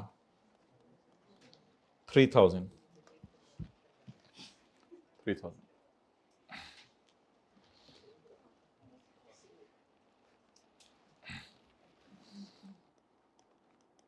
We issued 2,000 shares at ₹25 per share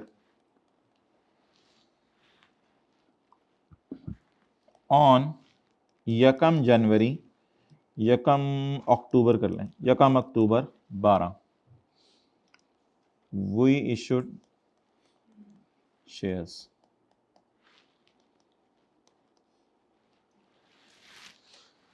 जी, यकम अक्टूबर को हमने कितने शेयर इशू किए? 2,000। पहले से कितने पड़े हुए थे हमारे पास? 3,000। अच्छा जी, पैट 31 दिसंबर 12 और 31 दिसंबर 13।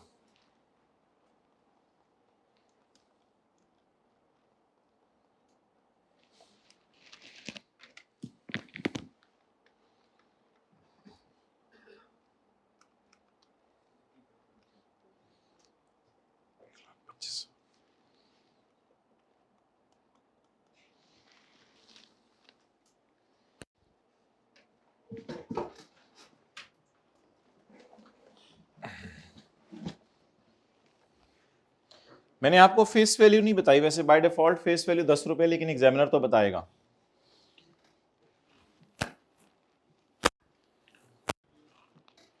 अब हमने ईपीएस निकालनी है 2012 की और 2013 की। शेयर कैपिटल में चेंज कब आई है बताएं, शेयर कैपिटल में चेंज कब आई है? 2012 में, बल्कि 11-12 बनेगा ना, मुझे तो लग रहा है 2011 और 12 उठा हो गया, 2011 और 12 इस तरह कर लें। अच्छा मुझे बताएं 2000, सवाल सेट कर लें पहले सारा। मुझे बताएं 2012 के पहले दिन हमारे पास कितने शेयर्स हैं? हमारे पास शेयर हैं या हमने इशू किए हुए हैं? हमने इशू किए हुए हैं। हमें और सरमाए की जरूरत पड़ी, हमने बिजनेस एक्सपैंड करना था, तो हमने शेयर इशू कर दिए एट मार्केट प्राइस। हमने कैश डेबिट किया होगा 2000 ज़रब 25 रुपए, और शेयर कैपिटल क्रेडिट किया होगा, अगर फेस वैल्यू 10 रुपए है तो 2000 ज़रब 10 रुपए, और बाकी डाला होगा शेयर प्रीमियम अकाउंट में। इस एंट्री को हम नहीं कर रहे, वो अभी हमारी डिस्कशन नहीं है। अच्छा जी, अब मुझे बताएं कि 2012 के स्टार्ट में कितने शेयर्स हैं? 3000। इस दिन फर्दर कितने इशू किए? 2000। डन।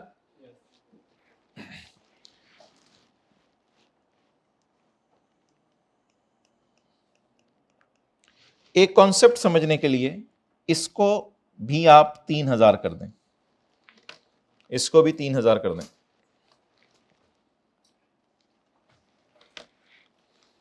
अच्छा अब मुझे बताएं पिछले साल 3000 शेयर्स ने कितना कमा के दिया? ये कौन सा साल है माय डियर? 11।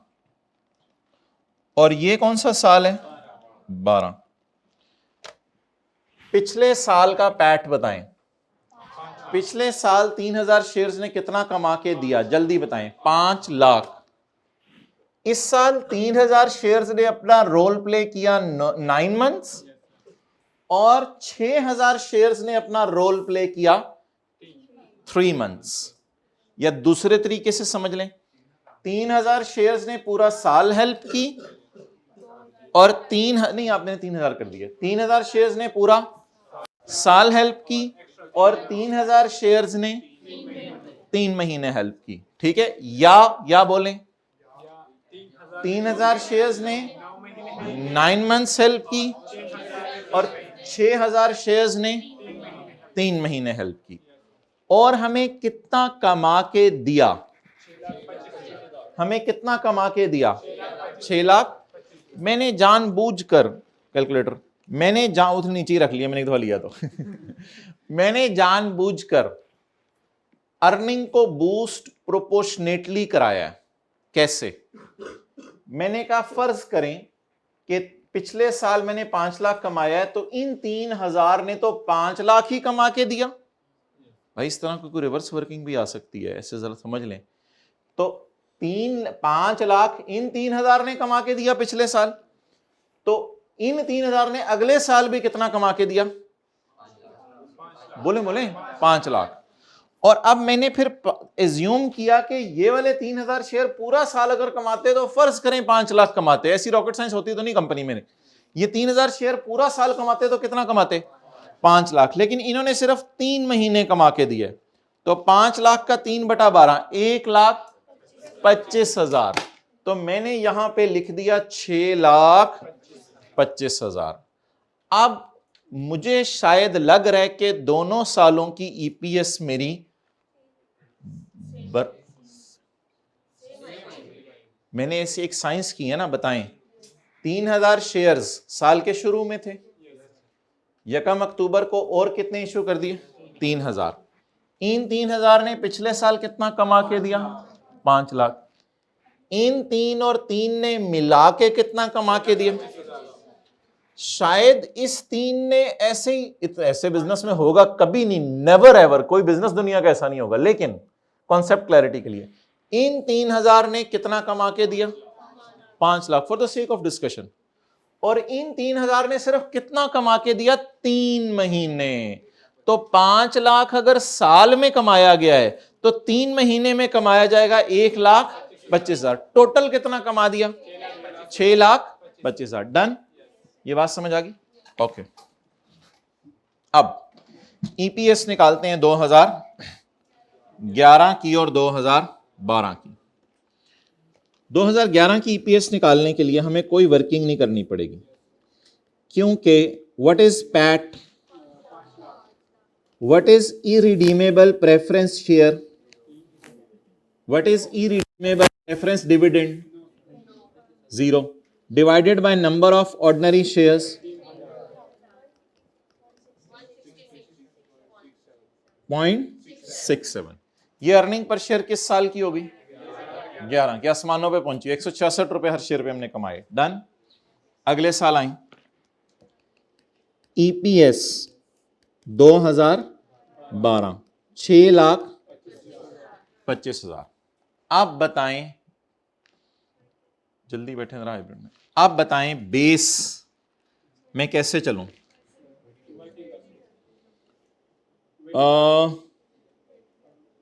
3,000 इस तरह जरा करवाने थे मुझे। 3,000 ने 9 महीने हेल्प की, फिर 3,000 दमा 3,000 6,000, 6,000 ने 3 महीने हेल्प की। ग्रैंड टोटल बता दें। नहीं, ग्रैंड जो ईपीएस आई है, करें ऐसे तो टोकन वही आ गई 166.67। ये क्या वजह बनी है? बराबर क्यों आई है? क्योंकि हमने जबरदस्ती भाई बात सही बोले, सोच के बोले, तसल्ली से बोले। ये क्यों बराबर आई है दोनों सालों की अर्निंग पर शेयर? हमने जबरदस्ती जितना प्रॉफिट पिछले साल कमाया था उतने ही नंबर ऑफ शेयर्स इस साल इशू किए, दोबारा डबल कर दिए शेयर्स। लेकिन डबल साल के शुरू में नहीं किए। डबल कब किए शेयर? 1 अक्टूबर को। तो इन 3,000 शेयर ने कितने महीने हेल्प की? 3 महीने हेल्प की। तो 5 लाख का 3/12 जबरदस्ती निकाल के हमने सवाल में डाला। इस तरह आपसे नहीं करवाएगा, जबरदस्ती करके हमने सवाल में डाला। तो दोनों सालों की ईपीएस क्या आ गई? सेम आ गई। द रीजन इज कि हमने पैट को खेला था और पैट को जबरदस्ती बराबर रखा था। यह बात क्लियर होगी? अच्छा, अब हम डिस्कशन करने लगे हैं इस कैलकुलेशन के ऊपर। ये कैलकुलेशन हमने एक वर्किंग में किया करनी है। ये कैलकुलेशन हमने वर्किंग में किया करनी है। इस वर्किंग का नाम हम रखेंगे 1। भाई वर्किंग 2 और 3 हमारी फिक्स है, वो हम यूज करेंगे डाइल्यूटेड ईपीएस में, इसलिए इस वर्किंग का नाम रखेंगे 1। इसके बाद 1.1, 1.2, 1.3। पूरी किताब में इसी पैटर्न के ऊपर सारे सवाल सॉल्व हुए हैं। ये FR1 वाले सोल्यूशन नहीं मिलेंगे आपको, डिफरेंट पैटर्न पे मिलेंगे। तो पूरी किताब में हमने 3 वर्किंग्स रखी हैं, वर्किंग 1, वर्किंग 2 और वर्किंग 3। वर्किंग 2 और 3 डाइल्यूटेड ईपीएस में यूज करेंगे। वर्किंग 1 ये होगी नंबर ऑफ शेयर्स निकालने का तरीका। ओके, डायग्राम देख के बताएं। डेट, डिस्क्रिप्शन लिख दें, डिस्क्रिप्शन लिख दें। आगे शेयर्स, आगे वेटेड एवरेज कर लें, जो भी कर लें, वो तो कोई मसले वाली बात नहीं। अच्छा, अब आप मुझे अगर वही वाला पैटर्न लेने तो वही वाला पैटर्न ले लें। कॉलम बता दें क्या लेते थे? डेट, डिस्क्रिप्शन, शेयर्स, एडजस्टमेंट और वेटेड एवरेज। उससे कोई फर्क नहीं पड़ता, फॉर्मेट जो मर्जी लिखें। अगर FR1 सर उमैर से पढ़ा हुआ तो फिर वही वाला रख लें। डेट डिस्क्रिप्शन के बाद बोलें शेयर्स और एडजस्टमेंट फैक्टर और weighted average number of shares. Okay, diagram देख के बताएं। 1 जनवरी 12 को ओपनिंग शेयर्स कितने हैं? 3,000। 1/9/12 को न्यू शेयर, 9 नहीं बनेगा, 10 बनेगा ना, अक्टूबर है ना। 1/10/12 को नए कितने शेयर इशू कर दिए? 3,000। टोटल 6,000। ओके, 3,000 शेयर्स जो पहले वाले थे, फिंगर थंब अप्रोच लगा के बताएं इन्होंने कितने महीने हमें प्रॉफिट कमा के दिया? फिंगर थंब अप्रोच लगा के इन्होंने कितने महीने प्रॉफिट कमा के दिया? 9 मंथ्स। अब इस 3000 से नहीं खेला करना, अब उस 3 में ये 3 डाल दिया तो टोटल कितने हो गए 6। हमने असल में फैक्टर लगाया करना है कैरी डाउन टाइप फिगर पे। व्हाट इज ओपनिंग 3000, इनको इन द ओपनिंग और ये डाल के व्हाट इज कैरी डाउन 6000 पे हमने लगाया करना है। 3000 शेयर्स ने पुराने वाले ने कितने महीने अर्निंग करके दी, 6000 शेयर्स ने 3 महीने। 2250 1537 सॉर्ट ऑफ 3750 शेयर ने पूरा साल अर्निंग करके दी। ये क्या चक्कर है, 6000 शेयर ने पूरा साल अर्निंग करके दी या एवरेज 3750 ने अर्निंग करके दी? इस तरह ही हम किया करेंगे। इसको अब वर्किंग 1 से ले आए 3750।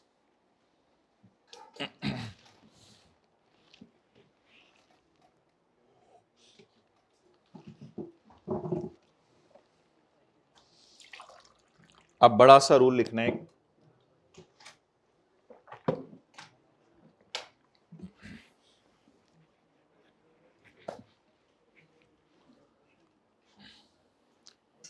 इशू प्राइस बताएं कितनी थी इशू प्राइस, उसको कहां लिया है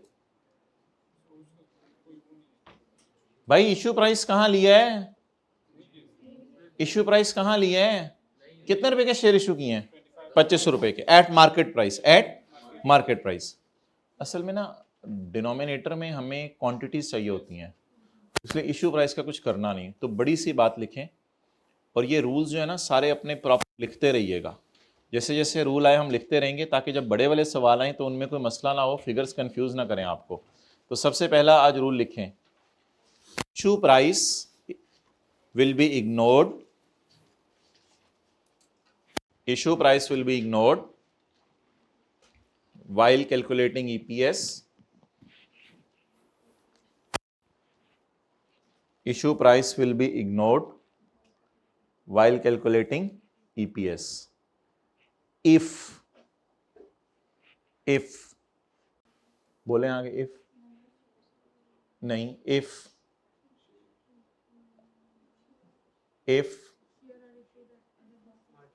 if shares are issued at market price, क्योंकि कोई और भी ऑप्शंस होती हैं वो फिर डिस्कस करेंगे। if shares are issued at market price,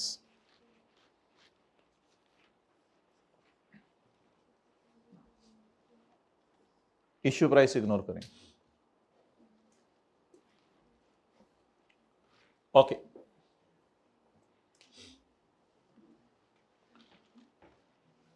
आप बताएं कि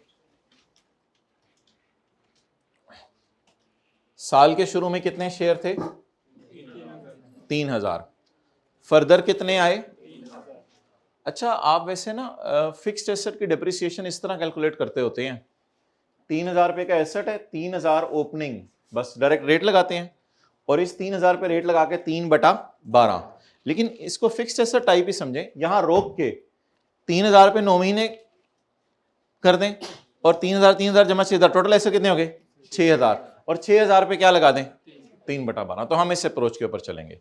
तो इन शेयर्स ने कितना फायदा कमा के दिया 9 मंथ्स, इन शेयर्स ने कितना फायदा कमा के दिया 3 मंथ्स, तो इसलिए इसको किससे मल्टीप्लाई कर दिया, देखने में नजर आ रहा है कैरी डाउन शेयर्स 6000 हैं, बैलेंस शीट में शेयर कैपिटल क्या जाएगा 6000 ज़रब 10 रुपए, 6000 ज़रब 10 रुपए, देखने में नजर आ रहे 6000 शेयर्स हैं साल के एंड पे, लेकिन हमें प्रॉफिट कितने शेयर्स ने कमा के दिया एवरेज 3750, और प्रॉफिट कमाया कितना, तो earning in my year divided by weighted average number of shares या नंबर ऑफ शेयर्स, हाँ तो बैलेंस शीट का कैरेट डाउन नहीं उठाना बल्कि आपने क्या उठाना है weighted average number of shares. Okay next concept, इस कॉन्सेप्ट का नाम आप लोगों ने क्या रखा था, issue of shares at market price. Now our next concept is issue of bonus shares, issue of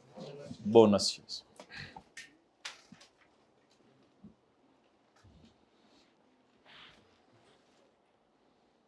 crystal clear everything?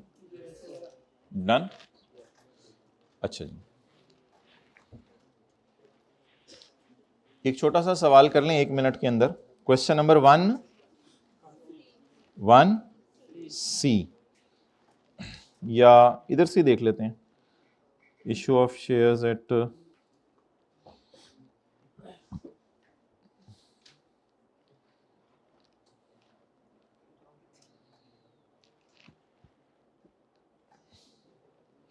बल्कि कर लेंगे आप लोग, कोई मसला नहीं, होमवर्क में दे देंगे आपको। अगला बस कॉन्सेप्ट आसान सा करें।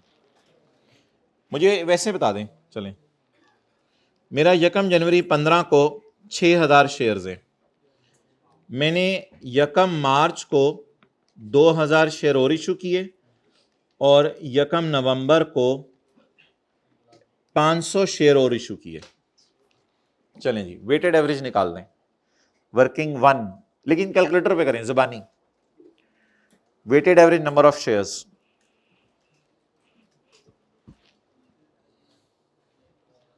छः 6000 शेयर, 2000 शेयर, 500 शेयर। वो छोटी छोटी 2/12, 3/12 की गलतियां सही करवानी है बस।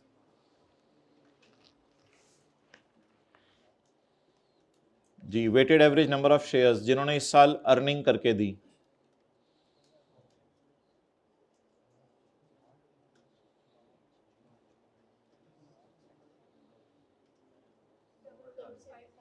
डबल 5 6000 ज़रब 2/12, 8000 ज़रब मार्च, अप्रैल, मई, जून, जुलाई, अगस्त, सितंबर, अक्टूबर। 6000 ज़रब 2/12, 8000 ज़रब, डेट्स में नहीं डाल रहा, 8000 ज़रब 2/12, 775। लेकिन बैलेंस शीट में कितने जाएंगे? 8500। लेकिन अर्निंग कितनों ने करके दी इस साल? 775। ये अगर कैलकुलेशन सही थी तो बस नोट करने की जरूरत नहीं। आप बता दें question number 1C, bonus shares. Okay, PAT 2025 2026 2 lakh रुपए।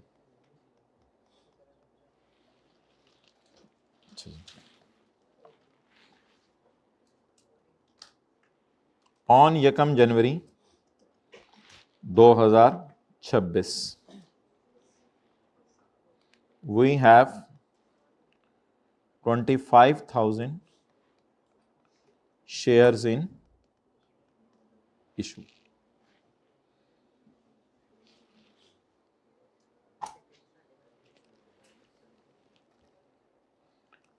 On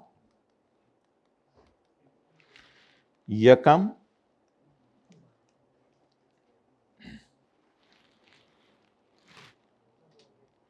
मार्च 2026, प्यार से देखा करें, we issued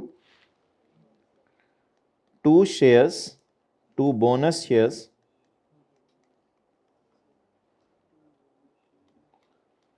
for every 5 shares held.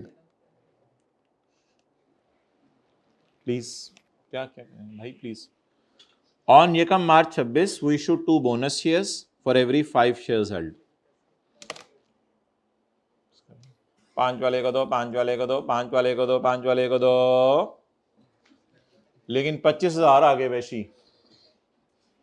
हमने कहा 5 वाले को दो, वो 25,000 आगे।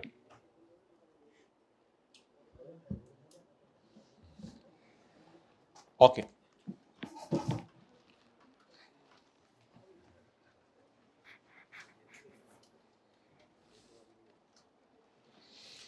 अच्छा, इस सवाल की अब रिक्वायरमेंट देखें क्या हुआ करेगी। रिक्वायर्ड, कैलकुलेट ईपीएस 2025, ये हमारी हुई रिक्वायरमेंट ए, अर्निंग पर शेयर, और calculate EPS 2000 including comparative, including comparative. ये कंपैरेटिव वाला जो है वो इशू डिस्कस करना। 25 की ईपीएस 25 में निकालें और 26 की ईपीएस 26 में 26 की भी निकालें और 25 की भी निकालें, और साथ वाले को भी क्लास में बैठा रहने दें। अच्छा जी, requirement A, requirement A, EPS 2025। What is my dear profit of 2025? 2 lakh. और 31/12/25 की रात शेयर्स कितने थे? 25,000। जो हमारे साल के शुभम भाई, आप आगे आ जाएं या खामोश हो जाएं। अच्छा चलें चलें चलें, छोड़े छोड़े छोड़े। अर्निंग पर शेयर बताएं, अर्निंग बताएं। 2 लाख। हमारे साल के शुरू में कितने शेयर हैं? पिछले साल के एंड पे 25,000, ₹8 पर शेयर। ये थोड़ी सी मुनासिब है। पिछले सवाल में तो कंपनी ने लूट मचा दी थी, 166 रुपए एक शेयर पे कमा रही थी। पता नहीं क्या कारोबार कर रहे हैं। पाउडर का हाथ होगी जी बातें। अच्छा,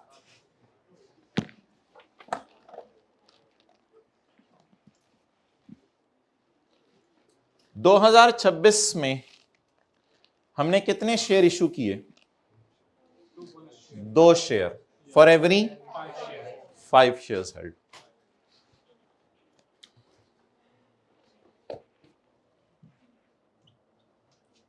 अब हम ईपीएस निकालने लगे हैं। इधर हेडिंग दें साल की, 2026। 26 में खड़े होके ईपीएस निकालेंगे 2026 की भी और 2025 की भी।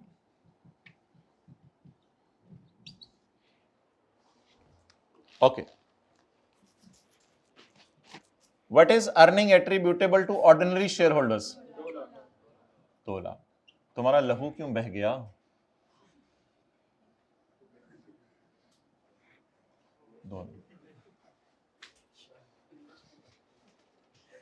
Next, working number 1। जिस साल आप शेयर्स में छेड़ाछेड़ी करेंगे, you are suppose to do the working number 1। चलिए, वर्किंग नंबर 1, डेट,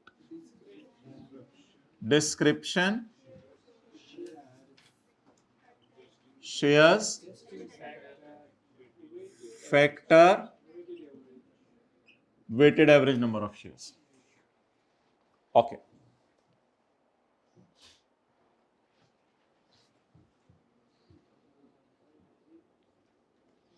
किसने शेयर इशू किए हैं? 1 मार्च 26। इस दिन कितने शेयर हैं? 25,000। 1 जनवरी 26 कितने शेयर्स हैं?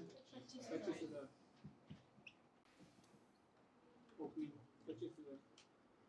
क्वांटिटीज बस आया करेंगे यहां, 25,000।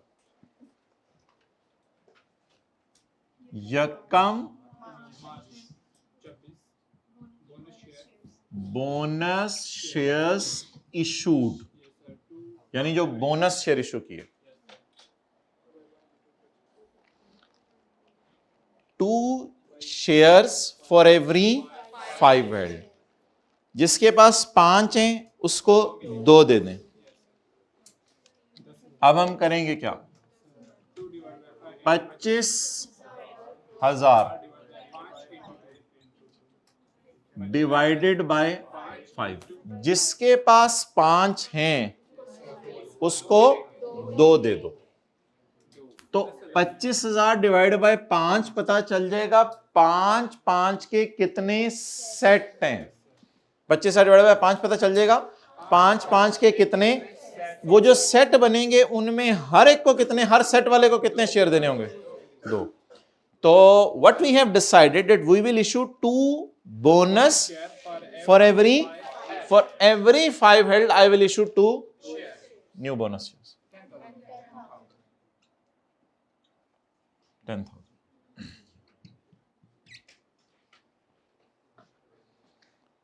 अब आगे तो कैलकुलेशन कर लेंगे, कैरी डाउन वगैरह निकाल लेंगे। अब मुझे बताएं कि 25,000 शेयर्स ने कितना अरसा कमा के दिया, 2 महीने।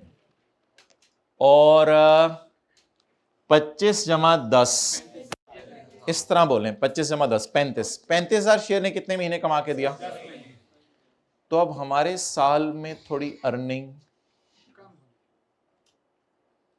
बढ़ जानी चाहिए क्योंकि ज्यादा शेयर्स हैं। अर्निंग अब बढ़नी चाहिए ना। पिछले साल 2 लाख कमाया, हमारे सवाल में वो 2 लाख लिखा हुआ है, हमारा नसीब 2 लाख हमने कमाया, अर्निंग बढ़ जानी चाहिए।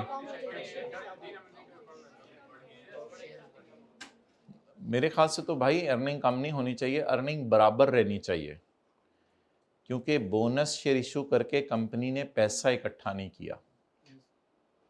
ये वजह बताई जाती थी FR1 में जब मैं क्लास में बैठा होता था।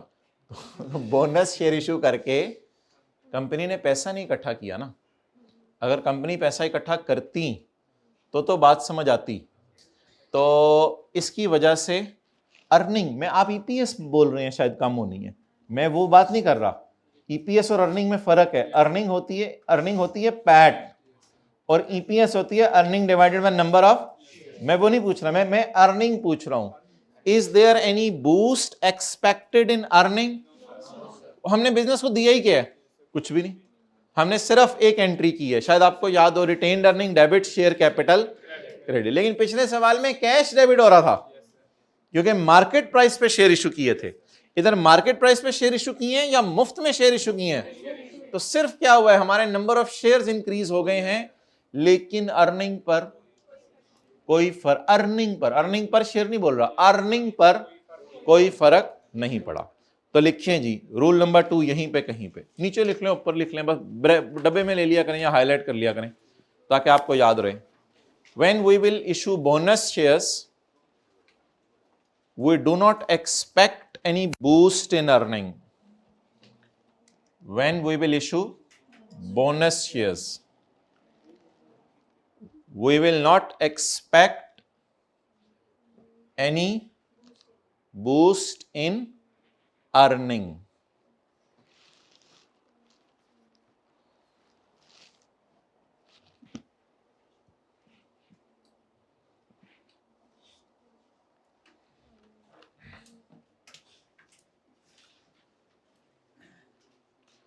चलें फिलहाल for the sake of discussion जैसे आप चलना चाह रहे थे वैसे चलते हैं। बताएं जी 35,000। अब आप जैसे चलना चाह रहे थे वैसे चलते हैं। 25,000 शेयर्स ने, अभी आप नोट करना बंद कर देना है क्योंकि हम कुछ और तरीके से कराएंगे फिर बाद में अपना वाला सोल्यूशन। 25,000 शेयर्स ने कितना अर्सा फायदा दिया, 2 महीने, फिंगर थंब अप्रोच से, इंटू 2/12। इन शेयर्स ने कितना फायदा दिया, 10 महीने। जब आप 10/12 से मल्टीप्लाई करके निकालें, डन। अच्छा जी, अब आप मुझे ये बताएं कि ये क्या जवाब आ रहा है। नोट नहीं करना आप लोगों ने, ये गलत है किसी वजह से, लेकिन फिलहाल पिछले सवाल की तरह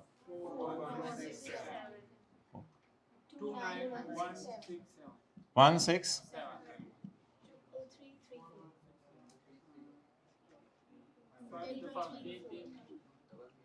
33 4, डन। कितने शेयर्स ने कमा के दिया मुझे? Average 33,000 shares. मैं एवरेज पूछ रहा हूं, मैं एज ऑन नहीं पूछ रहा था माय डियर। एवरेज कितने शेयर्स ने मुझे कमा के दिया? 33,000। अब देखिएगा क्या मैस मचने लगी है। 33,334 5.99। अर्निंग पर शेयर पिछले साल 8 रुपए थी, इस साल 5.99 हो गई। और अगर ईपीएस में उसको कंपैरेटिव लिखूं तो कंपैरेटिव का तो मतलब होता है एज इट इज उतार लें, एज इट इज उतार लें। अब ये सारा हमारा सॉल्यूशन रॉन्ग है, ये हमारा सॉल्यूशन रॉन्ग है। The reason is it was not an issue at a market price, it was an issue of bonus shares. If we issue bonus share, we do not raise any cash. If we do not raise any cash, we do not expect any boost in earning. Now, how to address this issue?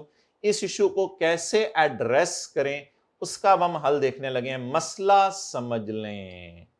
मसला ये है कि हमारी 2026 की financial statements कह रही हैं पिछले साल एक शेयर ने 5 रुपए कमा के दिया था, इस साल एक शेयर ने 8 रुपए, इस साल एक शेयर ने 5 रुपए कमा के दिया 99, और पिछले साल एक शेयर ने 8 रुपए कमा के दिया था। इसकी वजह से लोग बड़े परेशान हो रहे हैं कि भाई क्या हो गया, कंपनी के अंदर क्या धमाका हो गया है।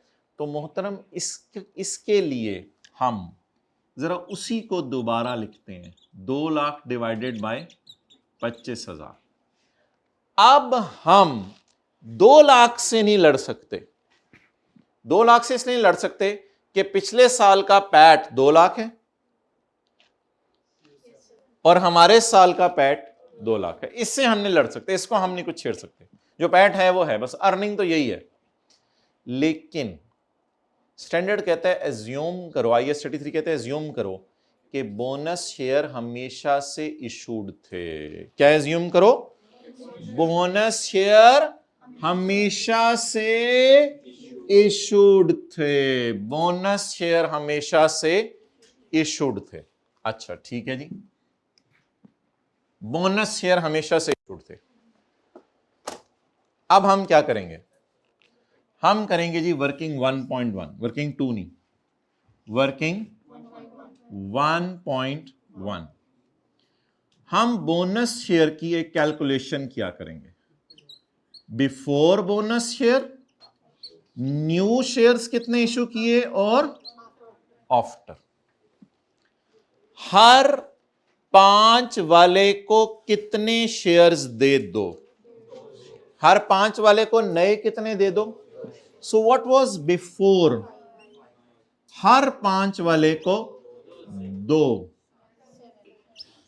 आप बताएं नए शेयर्स जो बनेंगे कंपनी में वो 7 होंगे या 5 होंगे? हर 5 वाले को अगर 2 शेयर दे दिए, अब हर एक के हाथ में कितने शेयर होंगे? 7 शेयर होंगे। डन। ये एक वर्किंग किया करेंगे हम 1.1। और अगली चीज इधर देखें, इस फिगर में कोई मसला नहीं है क्योंकि इस तक पहुंचते हुए बोनस शेयर ऐड हो। अब अगर मैं इधर खड़े होकर अज्यूम करूं कि बोनस शेयर हमेशा से इशूड है, तो सवाल करें बोनस तो मैंने डाला हुआ है, आपका अजम्पशन लेने की जरूरत नहीं। इस तक पहुंचते हुए बोनस का इंपैक्ट, बोले जरा जल्दी, इस तक पहुंचते हुए बोनस का इंपैक्ट आ चुका है। लेकिन 25,000 के बारे में सवाल कर अज्यूम करो कि हमेशा से बोनस शेयर इशूड थे। 25,000 में तो 25,000 तो मेरे ख्याल से 5 पे पड़ा हुआ है, 25,000 तो 5 पे पड़ा हुआ है। सॉर्ट ऑफ इस तरह समझ लेना, ये 5 है, ये 2 है और ये 7 है। 25,000 तो 5 पे पड़ा हुआ है। अगर ये समझ आ रहा है तो अगली बात करते हैं। 35,000 तक 2-2 शेयर इशू करके 7 पे पड़े हुए हैं ये, और 25,000 तक पहुंचते हुए हमने कोई बोनस, ये देख लें 25,000 5 जमा 2 इज इक्वल टू 7। हर शेयर होल्डर के पास 7 शेयर हैं, जिसके पास पहले 5 थे, अब कितने हैं? 7। तो इस 35,000 तक पहुंचते हुए बोनस का इंपैक्ट जल्दी बोले। इस 35,000 तक पहुंचते हुए बोनस का इंपैक्ट आ चुका है, लेकिन 25,000 में बोनस का इंपैक्ट स्टैंडर्ड करे, ज्यूम करो ये बोनस शेयर हमेशा से इशूड थे। ब्लैक मार्कर से हमने लगाया है मंथ फैक्टर, ब्लैक मार्कर से लगाया है मंथ फैक्टर। अब अगर रेड मार्कर हमें मिल गया तो उससे हम लगाएंगे बोनस का फैक्टर, एडजस्टमेंट फैक्टर, बोनस का फैक्टर। ओके, ये ऑलरेडी किस पे पड़े हैं, अब इसमें ज्यूम करने की जरूरत नहीं कि बोनस शेयर हमेशा से इशूड थे, बोनस शेयर इशूड है, ठीक है। इसमें बताएं कि ये 25,000 बिफोर बोनस शेयर्स या आफ्टर, तो ये फिर 5 पे पड़ा। मुझे क्या चाहिए, हमेशा से इशूड थे, हमेशा से। तो इसे मैं अगर 5 से डिवाइड करके 2 से मल्टीप्लाई करूंगा तो बोनस शेयर आ जाएंगे, मेरे अपने वाले निकल जाएंगे बीच में से, वो बड़ा ब्लंडर हो जाएगा। अगर इसमें 5 से डिवाइड करके 2 से मल्टीप्लाई करूं तो फिर 25,000 डिवाइड बाय 5 ज़रब 2, पता नहीं वो क्या चीज होगी, वो बोनस शेयर होंगे, पता नहीं वो क्या होगा। मैं इसको डिवाइड करूंगा 5 से और मल्टीप्लाई करूंगा 7 से, ताकि ये बिफोर बोनस से आफ्टर बोनस पे चले जाए। और मजे की बात सुने, 25,000 डिवाइडेड बाय 5 इंटू 7 करके देखें जरा। 25,000 डिवाइडेड बाय 5 इंटू 7, 35,000 हमेशा से इशूड है, 35,000। अब डिवाइडेड बाय 5 मल्टीप्लाइड बाय 7। अब मजे की बात पता क्या हुई, जब आपने 25,000 को डिवाइड, तो तेरा लहू बहने लग जाता है, 25,000 को जब आपने डिवाइडेड बाय 5 इंटू 7 किया ना, तो ये भी आ गया 35,000। देख लें, 25,000 डिवाइड बाय 5 इंटू 7, ये भी 35 आ गया, ये भी 35 है। 35 इंटू 2/12, 35 इंटू 10/12, इधर भी 35 ही आना है, इधर जवाब आप 35 ही आना है। तो एज्यूम कर लिया हमने बोनस शेयर हमेशा से। करके देखते हैं जरा, करके देखते हैं, पागल ही हम, हमें पता है जवाब वही आने 35,000 रुपया। तो करके देखते हैं जरा। 5833, जवाब 30। लेकिन आप लोगों ने इस फॉर्मेट में रहना है। आप लोग ये ना कहिएगा कि हमें 35 पता चल गया तो हम 35 ही यूज कर लेंगे, क्योंकि एक सवाल में एक से ज्यादा चीजें आएंगी, मार्केट प्राइस पे इशू भी आया करेगा और भी इशू आया करेगा। अब 1 मिनट देके मुझे सारी लॉजिक समझ लें, उसके बाद आगे चलते हैं। इसमें बोनस का इंपैक्ट पड़ा हुआ है, हाँ पड़ा हुआ है ना, छेड़ में लंगानू, इसमें बोनस का इंपैक्ट पड़ा हुआ है। इसमें बोनस का इंपैक्ट स्टैंडर्ड कहते हैं ज्यूम कर लो बोनस शेयर हमेशा से इशूड थे। अगर बोनस शेयर हमेशा से इशूड थे तो मैं क्या करूंगा, 25,000 5 पे पड़ा है तो मुझे दे दो 7। वो मैंने क्या 2/12 के बगैर अगर करके देखें तो 25,000 डिवाइड बाय 5 इंटू 7, तो 35,000 शेयर हमेशा से इशूड थे, वो 35 ही जवाब आ गया। उस 35 को अब मैंने क्या किया, 2/12 और इस 35 को, इसलिए जवाब अगेन क्या आ गया, 35,000। अब मुझे बताएं 2 लाख को मैं डिवाइड किससे करूं, 35,000 शेयर हमेशा से इशूड थे, 35 हमेशा से इशूड थे। आप बता दें अर्निंग पर शेयर 7। अब स्यापा रह गया पिछले साल का, वो इंशाल्लाह आपा को बुलाते हैं और देखते हैं क्या करना है।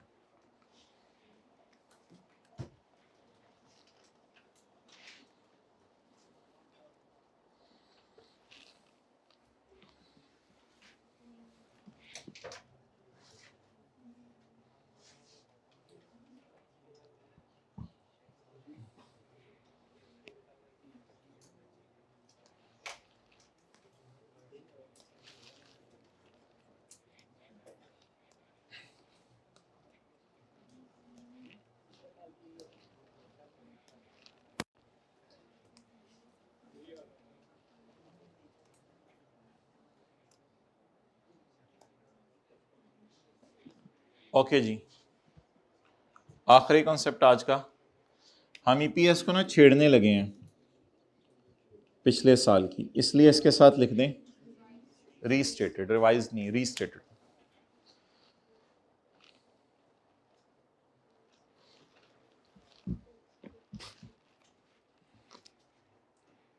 जी 2 लाख डिवाइडेड बाय 25,000, ये 25,000 जो हैं वो दोबारा पकड़ लिया ना, 2 लाख डिवाइडेड बाय 25,000, ये 25,000 पिछले सारे साल आउटस्टैंड रहा है, इसलिए 12/12 का फैक्टर हम नहीं लगाया करेंगे, इस पे 12/12 करने की जरूरत नहीं है, इसको 12/12 करने की जरूरत नहीं है। तो 12 लॉजिकली मंथ फैक्टर भी लगना है, बोनस फैक्टर भी लगना है, लेकिन इसको 12/12 क्यों नहीं करने की जरूरत, ये ओपनिंग है बस, ये पिछले साल फिर यही था, तो 12/12 नहीं लगाया करेंगे।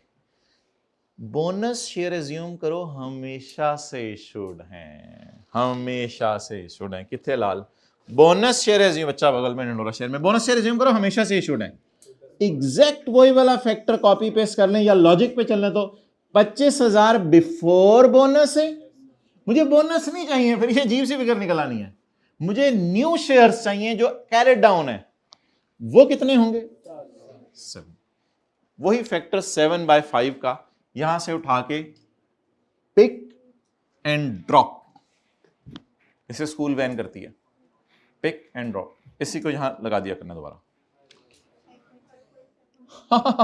सॉरी जादू जादू हो गया, 5.75 पर शेयर। अब शेयर होल्डर्स को कह दें होना आराम है,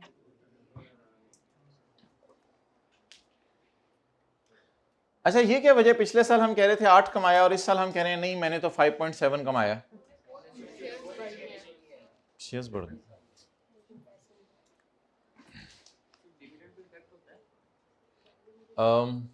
नहीं डिविडेंड तो आसान थी, वो पर शेयर कैलकुलेट, उसमें असल में weighted average number of shares का कॉन्सेप्ट नहीं है। डन जी, तो बोनस शेयर की वजह से किसमें बूस्ट नहीं आया,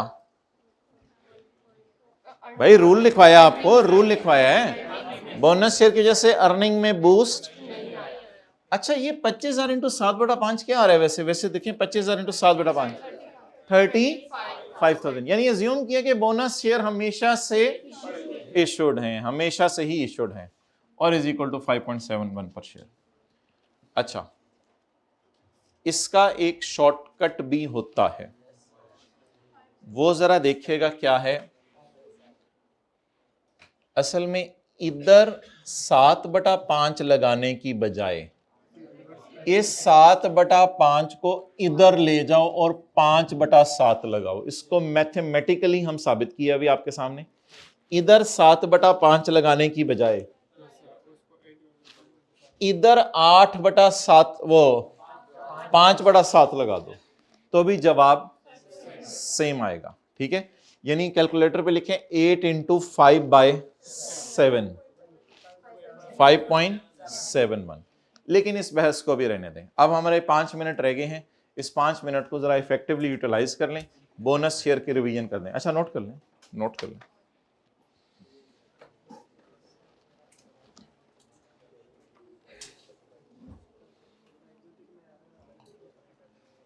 जाए अगली क्लास में कर लेंगे रिवीजन।